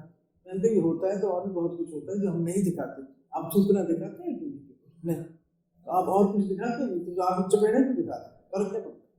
تو یہ میں نے کہا یہ آپ فورس کر رہے ہیں بچوں کو, وغیرہ وغیرہ کو بہت بحث کر دی. تو اس قسم کے کام کیے میں نے تو نہیں, ٹیم تھی پوری, سب نے کیا اور اس میں فرق پڑا. اس کے بعد آج اگر آپ دیکھیں وہ ٹھیک ہے کہ اب خواتین کے پروگراموں میں شادیاں بھی ہوتی ہیں, مہندیاں بھی لگ رہی ہیں, کپڑے بھی بک رہے ہیں, گاس بھی چل رہی ہیں, لیکن جب شروع ہوا ہے یہ کام تو اس وقت ایک بیلنس تھا. لیکن ہم لوگوں کو تھوڑا سا بیلنس سے رکھنا چاہیے, وہ بھی ہماری روایت ہے. اسی سے متصل ایک سوال یہ ہے کہ آپ نے جب مختلف جو خواتین کے ساتھ امتیازی سلوک کے جو کمیشن بنائے اور کئی ممالک میں آ گئی, اور خاص طور پہ ان ممالک میں جہاں میل ڈومینیشن, کیونکہ ویسٹ میں بھی بہت کچھ انڈرسٹینڈنگ ہے, لیکن افریقہ میں, پارس میں, یہ تمام وہ علاقے ہیں جہاں میل ڈومینیشن ہے ابھی. اور تو وہاں جو ورک شاپ تھے, کیسا تجربہ رہا آپ کا, کس طریقے سے آپ نے وہاں؟ مزہ اس بات پہ آتا ہے کہ جب آپ ایسی جگہ جاتے ہیں, ویتنام, یہ وہ سری لنکا وغیرہ بہت سے ممالک میں, تو آپ کو, اور یہ ایک طرح سے بات اچھی نہیں کہنی, لیکن آپ کو ایک طرح سے حوصلہ ہو جاتا ہے کہ ہمیں چاہیے. اور بھی ممالک میں اس قسم کے بہت برے حالات ہیں. ہندوستان میں میں نے ورک شاپس کی تھی, تو یہ آپ کو محسوس ہوتا ہے کہ آپ اکیلے نہیں ہیں, آپ سب نے مل جل کے کام کرنا ہے. بینکاک میں میں نے جب کی, ملیشیا میں کی, بہت جگہ جی, تو اس قسم کی آپ کو اسٹرینتھ ملتی ہے. یہ women of the world have to unite, we have to go together. اور اس میں ہم نے بہت سی ایسی تنظیمیں بنائی جنہوں نے آپس میں بیٹھ کے کام کیے, ہم نے نیوز لیٹرز نکالے وغیرہ وغیرہ. میرا یہ اتنا خیال ہے کہ مجھے کم از کم اس بات کی تسلی ہے کہ میرا ایک بڑا کور گروپ بن گیا تھا ہم سب کا, اور ہم سب ایک دوسرے کے ساتھ ایک دوسرے کو انفارمیشن دیتے تھے. اگر ہماری طرف کوئی کامیابی ہوتی تھی تو ہم شیئر کرتے تھے, اگر ان کی طرف کوئی کامیابی ہوتی تو ہم سے شیئر کرتے تھے. اس شیئرنگ میں اور اس کلیکٹیو تھاٹ میں اور انٹرچینج کی وجہ سے بہت سی اچھی باتیں ہوئی, بہت اچھے کام ہوئے, اور اس میں بہت سے پروگرام بھی بنے, بہت سے پی ٹی وی کے اندر آئیڈیاز آئے, ڈرامے بنے. اور آج بھی میں سمجھتی ہوں کہ اس وقت ویسے جو میں دیکھتی ہوں کہ زیادہ تر تھوڑا بہت جو بربادی اس وقت آ رہی ہے ذرا, وہ بیسکلی کیبل ٹی وی کی وجہ سے آ رہی ہے, کیونکہ زیادہ پرائیویٹ چینلز ہیں, ان کو پیسوں کی زیادہ پرابلم ہوتی ہے, اور وہ ایسے ڈرامے کافی بمدہ قسم کے جو دیکھنے میں ملتے ہیں کہ جی ہمیں پیسے کمائیں گے, آئی بالز آئیں گے, کمرشلز ہیں. مطلب میرے سامنے بیٹھ کے اس چینل کا نام بھی ہوگی, باقاعدہ اس کے نکل کہا تھا کہ جی مجھے تو آ کے باقاعدہ ڈرامے والے پوچھتے ہیں کہ کتنے تھپڑ ہیں, ایک تھپڑ کتنے پیسے, دو تھپڑ کتنے پیسے, ایک کتنے پیسے, دو. میں ڈرامے کی بات کروں تو وہ ظاہر ہے اس قسم کی بےہودہ سوچ ہے, اب وہ چل رہی ہے. لیکن پھر بھی اس کے باوجود بھی آپ اگر آپ کش کی بات کریں تو ہم نے ایسے ڈرامے پیش کیے ہیں جو بالکل اس کے اپوزٹ ہیں اور بالکل اس سے ڈفرینٹ ہے, اور ہم یہ ریئلٹی میں پیش کرتے ہیں. یہ بھی دیکھیں جس طرح فیض صاحب نے کہا, ادھر بھی دیکھیں. تو اگر تو کشف پہ بات ہوئی تو ذرا سا اس کے بارے میں ارشاد فرمائیں, کیونکہ میں عموماً کبھی جب یہاں پر ہمارے مہمان آتے ہیں ان سے یہ سوال کرتا ہوں, اور آپ سے بھی اسی توسط سے فراہم کروں کہ ہمارے جو عام طور پر ڈرامے ہیں وہ ابھی اسی ہمارے معاشرتی مسائل ہیں, تو وہ مجھے یہ محسوس ہوتا ہے کہ وہ ہمارے یہاں لوگوں کو ڈسکریج کرتے ہیں, انکریج نہیں کرتے. ہمارے یہاں وہ ڈرامے کیوں نہیں بن رہے جس سے قوم کی ایک نیشن بلڈنگ ہوتی ہے, جس سے اول عزمی کے جذبات پیدا ہوتے ہیں, جس سے مشکلات سے لڑنے کا جذبہ پیدا ہوتا ہے. میری اب بہت پیاری بہت حسین سہیلی تھی, اللہ انہیں بخشے, حسینہ موئی, وہ یہی بات کرتے کرتے یہی بات ہمیشہ بیٹھ کے یہی بات کرتی تھی کہ یہ وہ جو ڈرامے تھے, جو ان کے ڈرامے تھے آپ سب نے دیکھے ہوں گے, وہ یہی تھا کہ اگر اس کی عورت جو ہے وہ اسٹرانگ ہے, اور ہر جگہ اس کی عورت اسٹرانگ ہوتی تھی, تو اسی کی وجہ سے پھر آپ پیغام دیتے تھے کہ اپنی بچیوں کو کہ آپ یہ کر سکتے ہیں. اس وقت کیونکہ کمرشلزم کی طرف بہت زیادہ ڈرامہ جا چکا ہے جی اور وہ آپ اس کے اوپر بحث نہیں کر سکتے. اور اتنے چینل ہیں, اب مجھے نہیں پتا کہ ایکچوئل چینل کتنوں کی اجازت ہے اور کتنے ویسے ہی ہیں, کیونکہ 60-70 تو میرے خیال میں کیمرہ کے ہیں, لیکن اس کے باوجود بہت سے چینل اور وہ اس وقت جو چیز بک رہی ہے, میں معذرت کے ساتھ جو چیز بک رہی ہے اس کو بیچتے ہیں. صحیح. اب میں اللہ سے معافی کے ساتھ کہتا ہوں کہ یہ جو بچے کا قتل ہوا ہے پنڈی میں شرط لگانے کی تیار ہوں 6 مہینے کے بعد ڈرامہ آ جائے گا, کیونکہ یہ اس طرح سے ہم لوگ اس طرح سے اپنا جسے کہتے ہیں نا پوری بیچتے ہیں. جی ہاں. تو اس میں آپ جتنی بھی آپ ٹریننگ کر رہے ہیں لیکن بہت سارے پیسے کی ہے, بہت ساری کمرشلزم کی ہے, بہت ساری مشہوری کی ہے. کون کتنا جسم دکھائے گا بات اس کی آ جاتی ہے, کون کتنا زیادہ ہلائے گا اپنے آپ کو بات اس پہ آ جاتی ہے. تو وہاں تک تو ہم نہیں کر سکتے. تو میرا اس میں ایک ہی ہمیشہ فوکس رہا ہے, جس میں آپ کا فاؤنڈیشن کی بات کر رہے ہیں کہ اپنا قبلہ درست رکھو, اپنا فوکس صحیح رکھو. فیض فاؤنڈیشن کا بھی یہی کام ہے. صحیح بات. بالکل ہو رہا ہے, بیہودہ آرٹ بھی ہو رہا ہے, بیہودہ کلچر بھی ہو رہا ہے, اور کلچر کے نام کو بیہودگیاں ہو رہی ہیں, تماشا بنا رہے ہیں. آپ اپنے قبلہ سامنے رکھیں, آپ نے اپنا فیسٹیول کرنا ہے, آپ نے فیض گھر چلانا ہے, آپ نے فیض فاؤنڈیشن چلانا ہے, آپ نے فیض کی باتیں کرنی ہے. دائیں بائیں جو ہوتا رہے وہ تو ہوتا رہے, اور آپ کو اس کے اوپر نیگیشن نہیں کرنی چاہیے. وہ کریں. اور میرا یہ ماننا ہے کسی کے راستے پہ نہیں ہے تو ڈونیشن بھی اگر ہوتی ہے تو وہ نہیں کرنا, آپ کرتے رہیں سیدھا. اسی طرح کشف فاؤنڈیشن ایک NGO ہے, یہ ویمن عورتوں کو قرضہ دیتی ہے اور لاکھوں عورتوں کو قرضہ دے چکی ہے, 25 سال سے کام کر رہی ہے. ان کو اب میڈیا کی طرف تھوڑا سا انہوں نے بڑی محبت سے مجھے بلایا اور میں ان کی کنسلٹنٹ ہوں, میڈیا کنسلٹنٹ ہوں. ہم نے اس وقت ہمارا ڈرامہ اب بالکل آخری میرے خیال میں ختم ہو چکا ہے, دل نا امید تو نہیں. یہ آخری اس کے وومن ٹریفکنگ کے اوپر ڈرامہ تھا. اس سے پہلے اڈاری تھا, شاید آپ نے وہ دیکھا ہو, جو چھوٹی بچی تھی, اور اس کے بعد زینب کا کیس ہوا اور پھر لوگوں نے کہا کہ آپ پھر آخری اسٹیشن کا. تو ہم نے ایسے ہی کیسز دیے ہیں جو ٹرو, جس کے اوپر ریسرچ ہے, باقاعدہ سچے ہیں, اس کے پیچھے ہمیں موجودہ کہانیاں موجود ہیں, اور آخر میں ہر ایک کے اوپر ایک امید کے اوپر ہم ختم کرتے ہیں. کبھی یہ نہیں کہتے کیونکہ یہ دل نا امید تو نہیں, ناکام ہے, نبی ہے رب کی شان مگر شان ہے. تو آپ نے اس امید پہ ختم کرنا ہے کہ اس امید پہ ہم ختم کریں گے کہ ہم سب نے. اب یہ آپ سوچیں کہ انتظار کریں کون کرے گا, کوئی نہیں کرے گا. آپ کریں گے, میں کروں گی, ہم سب نے کرنا ہے. گھر بیٹھ کے یہ کام نہیں ہوتا, اس کام کی تھوڑا سا بیٹھا بہت اچھا ہے. اور ہیومن اسٹرگل کے اوپر ایک چیز ہے کہ آپ کی ایک سیریز ہے انٹرویوز کی, اور بہت خوبصورت انٹرویوز ہے. ظاہری بات ہے کہ ہم ہر انٹرویو کی بات نہیں کر سکتے تھے, لیکن آپ کا سب سے دلچسپ انٹرویو آپ بتانا پسند کریں گی کہ کس سے رہا, اور یا آپ یہ محسوس کرتی ہیں کہ اس میں سب سے زیادہ آپ کو لطف آیا؟ نہیں, بہت سے انٹرویو کیے ہیں میں نے, 150 قریب ہیں. تو اگر میں تھوڑی سی یہاں اشتہار دے سکوں اپنے انٹرویوز کا, میرا چینل ہے منیزا ہاشمی کے ساتھ, اس میں تم جو چاہو تو سنو کے نام سے میرے انٹرویوز چل رہے ہیں. انٹرویوز 25 سال پرانے ہیں, تو لہٰذا یہ نہ سوچیں. اور کئی ایسے لوگ آپ کو میرے لیے نہیں ہے دنیا میں, لیکن میرا ایک خیال ہے کہ مجھے جو سب سے زیادہ انٹرویو پسند تھا وہ بے نظیر کا تھا. اچھا. اسے تو سٹنگ پرائم منسٹر تھی اور خوف سے میں کام رہی تھی, اور ٹیم میری آئی, ہم بیٹھے تیار ہو گئی اور خاموشی تھی کمرے میں. یہ پرائم منسٹر ہاؤس میں اگر 5 منٹ ہوتی میں ڈسکرائب کر دوں تو ایک دم سے جیسے ہوتے ہیں نا کانپنے لگ جاتی ہے, ہوا کانپنے لگ جاتی ہے. تو پتہ لگا کہ میڈم شہزادی تشریف لائے, بہت ہی خوبصورت عورت تھی. آ کے بیٹھی, ان کو مائک لگا, وہ مائک میں دیکھی تھی, بندہ نے مائک لگا تو اس کے ہاتھ بیٹھے. اس کے بعد فرق اللہ بابا سے انہوں نے میرا تعارف کرایا کہ madam this is Muneeza Hashmi. she said yes, I said she says sir Johnny. وہ جو دروازہ کھلتا ہے جس میں دروازہ کھلا, اس نے اپنے والد صاحب کی بات کی, میں نے کہا مجھے معلوم ہے مجھے بھٹو صاحب کے فیصلہ کی. اس کے بعد انٹرویو شروع ہوا. سوال ان کو پہلے لکھے جاتے ہیں. پہلا سوال تو میں نے وہی کیا جو میں نے لکھا تھا. اس کے بعد میجر سے میں نے لکھتے, اور وہ خاتون مجھے نہیں معلوم کہ انہوں نے سوال پڑھے بھی ہوں گے کہ نہیں, لیکن ان کے ماتھے پہ شکن نہیں آئی کہ میں نے سوچا یہ کون سا سوال.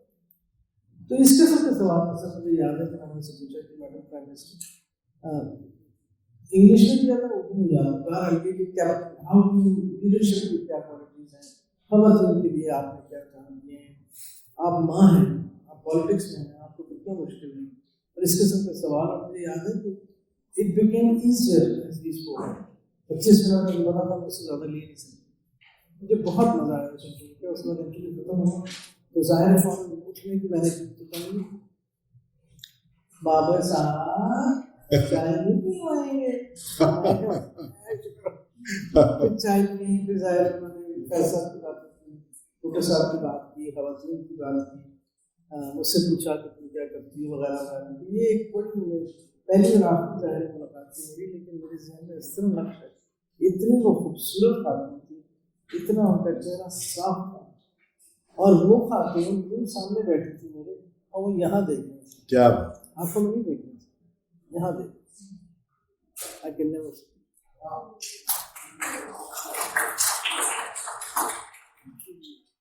آج کا آخری سوال آپ سے وہ بھی کہہ رہے ہیں. دراصل حقیقت یہ ہے کہ جب باتیں ہوتی ہیں تو دل چاہتا ہے باتیں ہوتی چلی جائیں. تو آخری سوال آپ سے یہ ہے کہ پاکستان کے اسٹیج ادب اور آرٹ کو عالمی اسٹیج پر کتنی پذیرائی حاصل ہے؟ یہ میں سوال آپ سے اس لیے کر رہا ہوں کہ اس کا بہتر جواب آپ ہی دے سکتی ہیں، کیونکہ آپ اس وقت پاکستان آرٹس کونسل کی چیئرپرسن ہیں. تو اس میں ایک تو یہ کہ اس کی کتنی پذیرائی دنیا میں ہے، نیز اس کے مزید فروغ کے لیے اندرون ملک اور بیرون ملک کیا کاوش ہوگی؟ 3 دہائیوں میں یہ آپ سے گاؤں چلو کر کے آتا رہا ہے، جس کی وجہ سے جب بھی تھوڑا سا جسے کہتے ہیں 2 اسٹیپ فارورڈ 1 اسٹیپ بیک چلتا رہا. وہ 11 سال جو ہم نے ماشاء اللہ گزارے ان کو نکالنے کی جو ان کا جو نقصان ہے، جو فال آؤٹ ہے، وہ ابھی تک چل رہا ہے. تو لہٰذا ایک اسٹڈی نہ اسیٹ نہیں رہی، جس کی وجہ سے وہی تھوڑا سا کام کریں تو کوئی اس کا بات کرے، اس کی وجہ سے ہمیں نقصان بہت ہوا ہے. لیکن یہ میں ضرور کہوں کہ اس وقت اگر میں پریزنٹ ڈے میں دیکھوں تو پاکستان کی فلمیں، میں وہ فلموں کی بات نہیں کر رہی جو 2.5 گھنٹے کی ہمیں اسکرین پہ دیکھیں، جو ہماری شارٹ فلم، جو ہماری ڈاکیومنٹریز بھی ہیں اور بھی ہیں، بہت دنیا میں کئی جگہ ان کو اوارڈز بھی مل رہے ہیں، بہترین فلمیں ایشو بیس پہ بن رہی ہیں، ویسے ہی بن رہی ہیں. تو وہ ایک طرف سے، اور وہ سارے بچے وہ نوجوان ہیں جو بنا رہے ہیں، وہ سارے بچے شاید نہیں آ پڑھ کے باہر پڑھ کے اور واپس آ کے بنائی ہیں، اور بہت اچھی فلمیں بنائی ہیں، بڑے اچھے ٹاپکس پہ بنائی ہیں، مختلف ٹاپکس بنائے ہیں. تو ایک طرح سے وہ شارٹ فلمس کہہ رہے ہیں یا ایکسپیریمنٹل فلمس کہہ رہے ہیں، آرٹ فلمس کہہ رہے ہیں، بہت اچھا چل رہا ہے.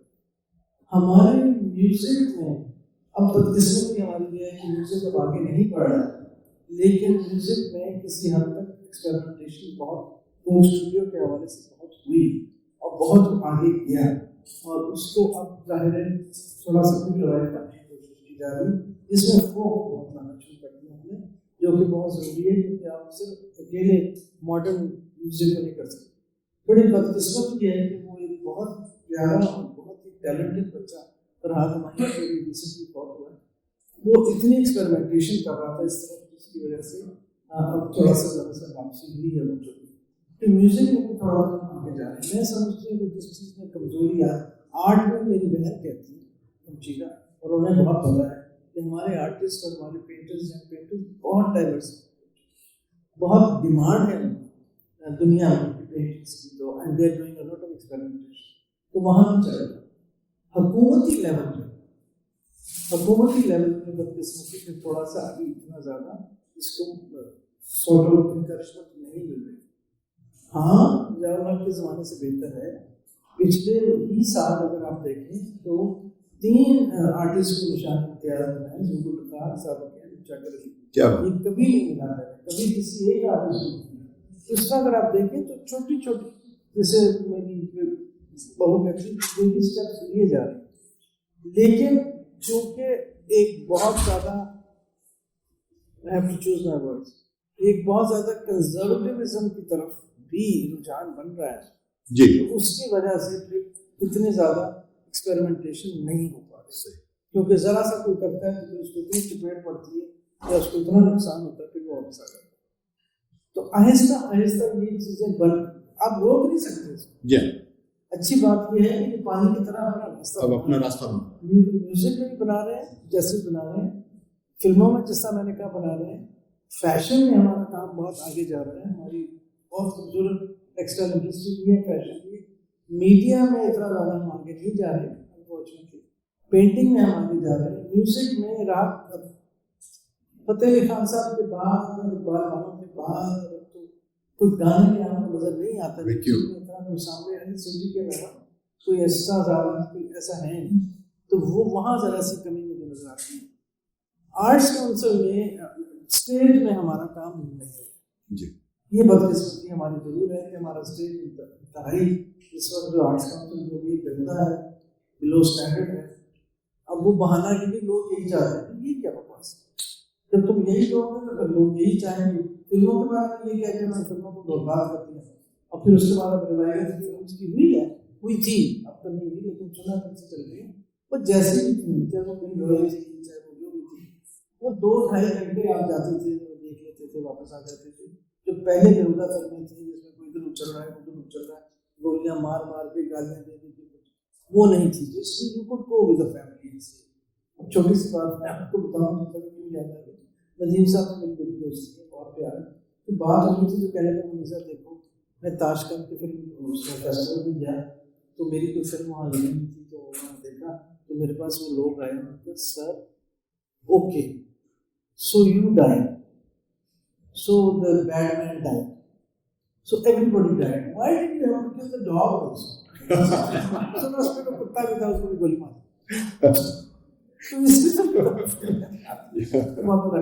تو اس لیے وہ فلمیں نہیں, لیکن فلموں کی ایک روایت ہے, لیکن بہت مہنگی ہے, ٹیکسز بہت ہائی ہیں, اس کی وجہ سے تھوڑی سی مشکل پڑ رہی. مگر I never use it, I just never use it, آہستہ آہستہ. لیکن ابھی گورنمنٹ نے پھر باتیں پھیلا دی, 1.5 سال آیا تو پتہ نہیں کتنا اور ہے, پتہ نہیں کتنے سال جائے گا. اور ابھی میں نے سنا ہے کہ ایک فلم آ رہی ہے پاکستان میں جس میں میرا ہے, اور اس فلم کا نام ہے Here is the virus. I really passed out. You have to do something. Look at the, we are the virus or something. Virus per film بنا دی, اور اس میں میرا ہے, وہ تو ویسے ہی بہت اچھا ہوگا. خواتین حضرات, مجھے امید ہے کہ آپ نے آج بہت کچھ منیزا صاحبہ سے سنا ہوگا, اور منیزا صاحبہ سے ایسی باتیں جو ممکن ہے کہ ہماری نالج میں پہلے نہیں تھی وہ آپ سے شیئر ہوئی اس وقت. اور آپ کا منیزا صاحبہ میں بہت مشکور ہوں کہ آپ نے ہمیں وقت دیا. اور ایک آخری میں سلسلہ جو ہے اور کر لوں, یہ کتاب جو آپ دیکھ رہے ہیں وہاں پہ, آپ کی صاحب اس وقت آ سکتے ہیں میری اسکرین پہ,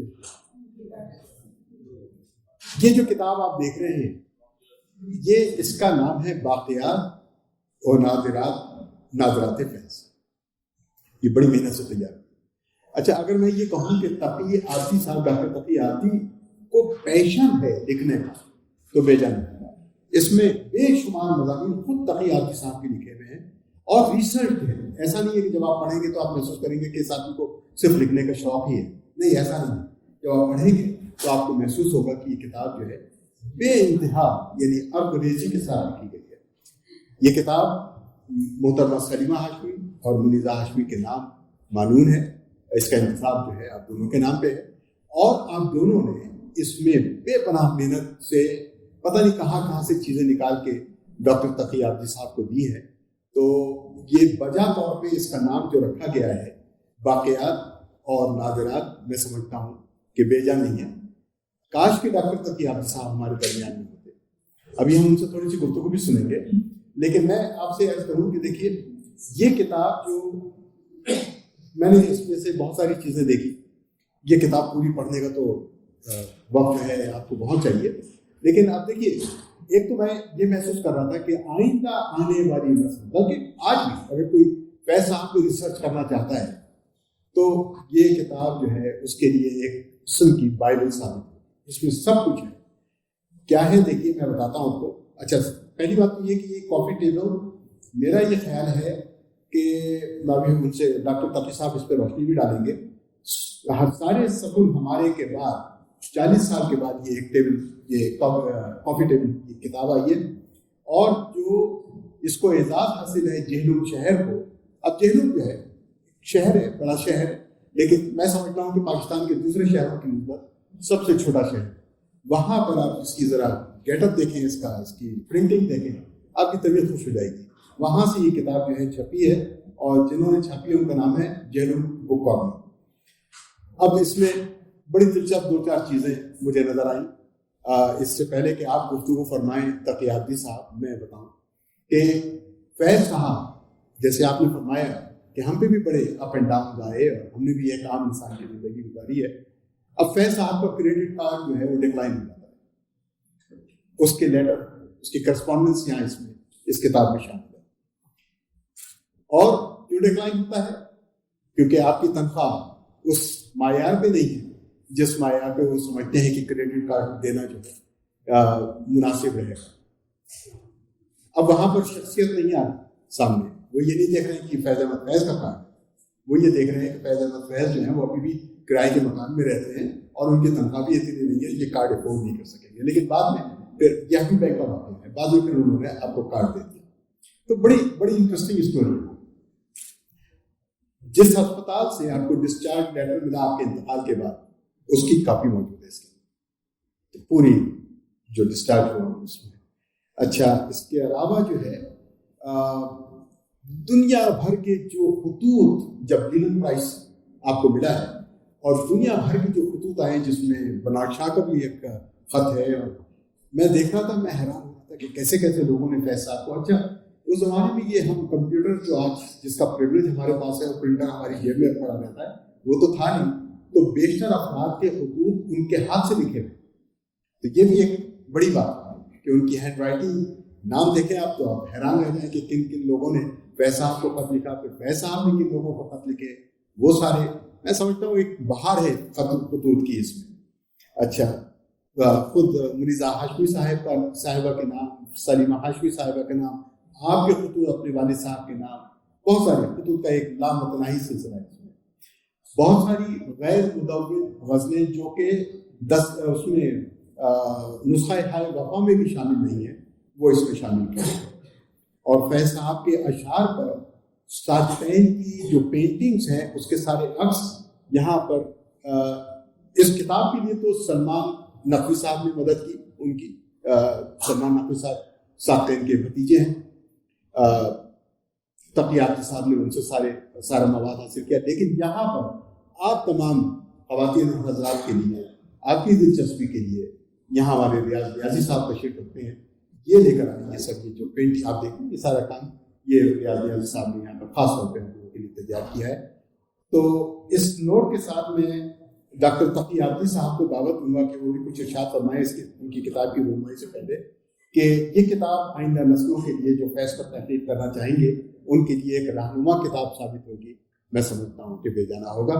تو اب ڈاکٹر صاحب میں آپ کو دعوت دوں گا کہ آپ برائے کرم، سب سے پہلے تو میں آپ کا بہت شکر گزار ہوں کہ آج آپ نے ہم پر محبت کے بہت سارے پھول نچھاور کیے اور یہ کتاب یہاں بھجوائی، اور آج اس کی رونمائی کا جو امریکہ میں سب سے پہلے جو اس کتاب کی رونمائی ہو رہی ہے وہ اردو انسٹیٹیوٹ کر رہے ہیں. تو ہمیں یہ فیض بھی حاصل ہے، ہمیں یہ اعزاز بھی حاصل ہے. تو یہ کتاب یہاں پر آپ نے خاص طور پہ بھجوائی ہے. تو ڈاکٹر صاحب کچھ آپ ارشاد فرمائیے کہ اس کی انگریزی میں آپ کو کتنا وقت لگا اور کیسے آپ نے اس کو مدون کیا. ڈاکٹر صاحب سن رہے ہیں؟ جی اب آ رہی. تو سب سے پہلے تو میں محترمہ منیزہ ہاشمی صاحبہ کی خدمت میں آداب پہنچاتا ہوں کہ یہ بڑی خوش نصیبی ہے کہ کووڈ کے زمانے کے بعد ہمارا خیال یہ تھا کہ ہم کووڈ سے پہلے اس کتاب کی رونمائی محترمہ کی پریزنس میں کریں. اس وجہ سے کہ اگر آپ دیکھیں آج سے 8 سال پہلے ہماری فیض فیملی کی بھی جو رونمائی کی گئی تھی، وہ رونمائی محترمہ منیزہ ہاشمی صاحبہ نے گوپیچا نارائن اور ہمارے ساتھ نیو یارک کی فیض فہمی پر. تو اب یہ فیض واقعات فیض جو سمجھے کہ بہت لوگ پوچھتے ہیں اور انشاءاللہ کووڈ کے بعد ہم اس کو تو یہ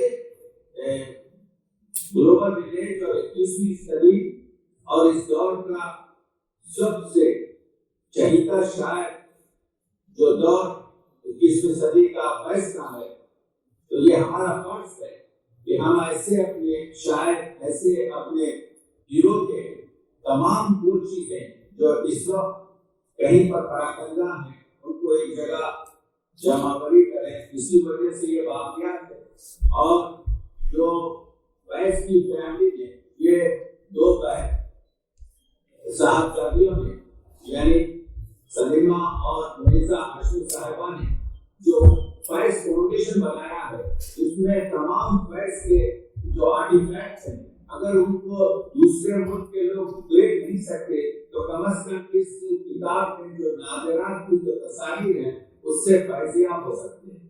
تو میں آج یہ کر رہا تھا کہ یہ جو واقعات اور نادرات ہیں اس میں نے کوشش یہ کی ہے کہ فیض نے جو کچھ اشعار یا الفاظ یا عناوین بدلے ہیں اس کو بھی اس میں پیش کیا ہے. میں ممنون ہوں مرزا ہاشمی صاحبہ کا اور سلیمہ صاحبہ کا کہ انہوں نے وہ خطوط بھی کیے جو ہم اس میں پوری طریقہ سے پرنٹ کر چکے ہیں. اب یہ اسکالرز کا کام ہے کہ اس پر کام کرے.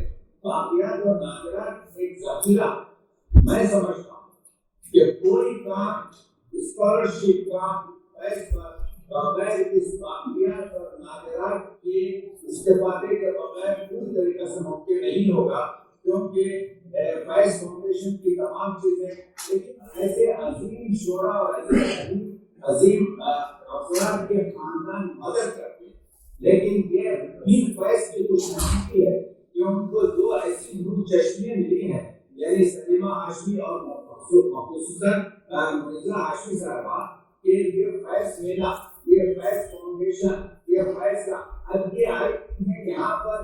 اور اس کے بعد تمام دن اپنا جو ہے یہاں پر تقریباً آدھا دن صرف کر رہی ہیں. یہ دوسرے خاندانوں میں دیکھا ہی جاتا ہے. اسی وجہ سے میں ان لوگوں کو سلام کرتا ہوں کہ ایک قسم کی آپ کی اسپرٹ کو زندہ رکھا. تو یہ جو کتاب ہے یہ میں اگرچہ کہ 5-7 سال سے کام کر رہا تھا، اس میں بڑے اہم چیز ہے. اس میں یہ بتایا جاتا ہے کہ فیض کا کریڈٹ کارڈ کو رد کر دیا گیا تھا. یعنی فیض جب اس وقت اسلام آباد جب آپ کے ہوتے تو انہوں نے ہیپی بار بینک سے کریڈٹ کارڈ کی درخواست کی تو پہلے وہ کریڈٹ کارڈ کی درخواست منظور نہیں ہوئی. دوسری مرتبہ ہیپی بینک کے تو وہ چیف نے لکھا کہ یہ بہت عظیم شخص ہیں، ہم ان سے فائدہ اٹھا سکتے ہیں، ان کا گورنمنٹ میں آپ کا رسوخ ہے، ان کو لوگ بہت پسند کرتے ہیں. تو کریڈٹ کارڈ تو پورے ڈاکومنٹس میں نے اس نے آپ کے لیے لگائے. اسی طریقے سے جو سہلنگاریاں فیض کی آخری دن ہوئی ہے زندگی میں ایز اے فزیشین، میں 40 سال سے آپ کے لیے ورک کرتا ہوں اور مجھے معلوم ہے ابھی فل ٹائم فزیشین ہوں. تو مجھے معلوم ہے کہ اگر یہ یہاں پر ہمارے نام امریکہ میں تو یقیناً آپ کے جو ہے کمیونٹی شاید ہے جو وائے آپ کے جو ہے اس طرح سے سہلنگاری کی گئی کہ 17 گھنٹے آپ کے گھر دیتا ہے پیشنٹ اور اس کے بعد اس کی طرف توجہ نہیں کی جاتی اور ڈیتھ سرٹیفکیٹ آپ کے ایشو کیا جاتا ہے. یہ تمام مسائل تو یہ چیزیں یعنی ایک چیز ہے. تو ہم نے اس میں شاعری کے متعلق اور وہ چیزیں جو فیض کی اس وقت گم شدہ کہیں پر ہوں گی. فیض نے جو آپ کی افسانے دی، فیض نے کیوں بعض نظموں کے عناوین پر، فیض نے کیوں بعض نظموں کو یا کوئی آپ کے دور کا سیلاب یہ واقع مفتوں کو ڈبونے کے لیے بہتا ہے. اب آپ کو مسائل وقت میں نہیں ملے گا، یہ شعر نہیں ملے گا، یہ شعر پہلے شباب ہوتا تھا تو اس کو نکال دیا گیا. کیوں نکال دیا گیا؟ ہم نے اس کو بتایا کہ یہ مسائل. تو کہنے کا مطلب یہ ہے میرے پاس وقت نہیں ہے کیونکہ آپ لوگ جو ہے اتنی خوبصورت گفتگو محترمہ مرزا ہاشمی صاحبہ سے سن چکے ہیں اور سوالات کے ابھی نے بہت عمدہ کیے ہیں. تو میں صرف یہی کہہ رہا ہوں کہ یہ چیزوں کی ضرورت ہے کہ ہم اسکالرشپ کام کریں. فیض کا بہت بڑا تعلق ہے. یہیں پر آپ دیکھ رہے ہیں کہ نوابِ نصرت کی اس نے آپ کے فیض کی نظموں کا ترجمہ کیا. فیض ایک انٹرنیشنل پرسنالٹی ہے ہمارے پاس. ऐसी पर्सनालिटी हमारे पास बहुत कम है। तो 21वीं सदी ग्लोबल विलेज उर्दू के इस इन्हेताती आपके माहौल में तरक्की भी कर रहा है। जरूरत ऐसी है कि हम ऐसे अफराद के कलाम को न सिर्फ एक छोटी सी इस तरह की बुक में बल्कि ऐसे हजार नाम एक रस करता हूँ। अगर यही फैज ईरान में पैदा होता तो कम से कम 1000 किताबें लिखी जाए। हम लोगों को चाहिए कि हम अपने हीरोज का एतबार भी करें, एहतराम भी करें और उनको वो मंजिल है 400 मिलियन अफराद उनको समझ सकते हैं। तो उर्दू इतनी बड़ी जबान है, मुझे पानी दो अगर मैं कहूँ तो यूसुफ के लिहाज से 400 मिलियन अफराद उसे पानी देंगे। तो जो जबान में 400 मिलियन अफराद उसमें फैज पर आपके 100 किताबें भी ना हो एक अलमिया। तो अर्ज ये कर रहा हूँ कि काम किया जाए, फैमिली पूरा काम कर रही है, फैज फाउंडेशन पूरे आपके जो है तरीके से उसको आगे बढ़ा रही है, लेकिन हमारे भी कुछ फर्ज होते हैं। और तो मैंने एक छोटा सा अपना फर्ज निभाने की कोशिश की है और अगर जिंदा हूँ तो और कुछ काम आगे बढ़ाऊंगा, लेकिन बस यही कहूँगा कि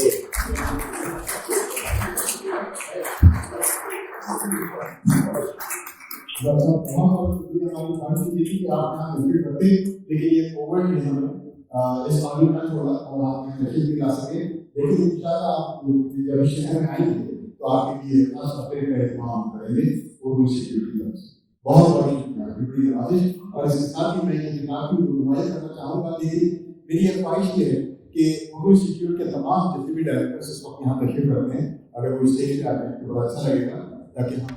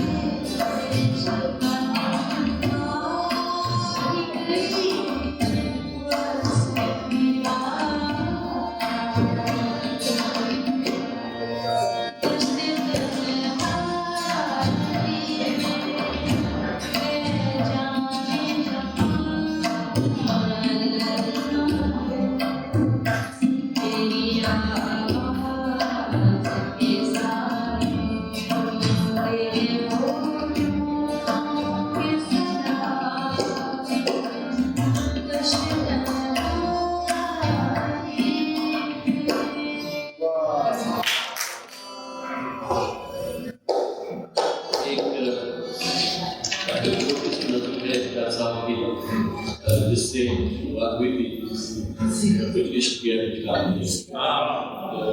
उसे जस्विंदर सिंह साहब ने सोलो गाया तो हमने ये सोचा कि हमारा बदल चुका है, शायद सामने जब लिखा होगा तो शायद खवातीन फन पर काम करती होंगी, तो अब तो हम इससे डुएट भी गा तो दोनों लोग मैं भी अनीता जी ने मैंने इसे मिलकर तैयार किया है।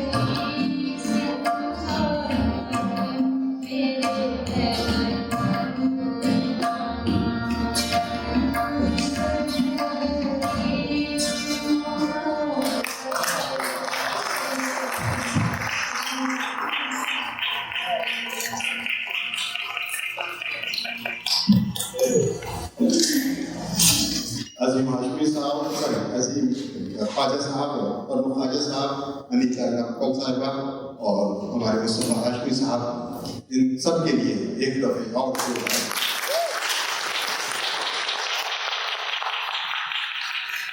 اتنے مختصر وقت میں اور اتنی خوبصورت پرفارمنس، اور اللہ کرے کہ ہمارے پاس کوئی ایسی جگہ ہمیں میسر ہو کہ جہاں ہم کو اچھا دل کھول کے اور کھول کے کریں دل بھر کے ان کو سن سکے انشاءاللہ آئندہ کسی محفل میں. تو خواتین حضرات، ایک پھر میں ملیزہ ہاشمی صاحبہ کا بہت مشکور ہوں. جناب حبیبہ صاحبہ، آپ کو آج بہت پریشر میں ہے کہ آپ کو جانا بھی ہے دوبارہ، اور آپ تمام جتنے بھی یہاں خواتین اور حضرات تشریف رکھتے ہیں، آپ کے آنے سے بھی رونق ہوئی ہے، اور آپ لوگوں کا بہت شکریہ. بڑی اس کے ساتھ ہی جانا چاہیں گے. اور ہمارے جناب رضوی صاحب، یہ جیو ٹی وی کے میں ان کا خاص طور پر مشکور ہوں، آپ کوریج کے لیے یہاں تک رکھتا ہے. شاہ رخ صاحب، thank you John so much.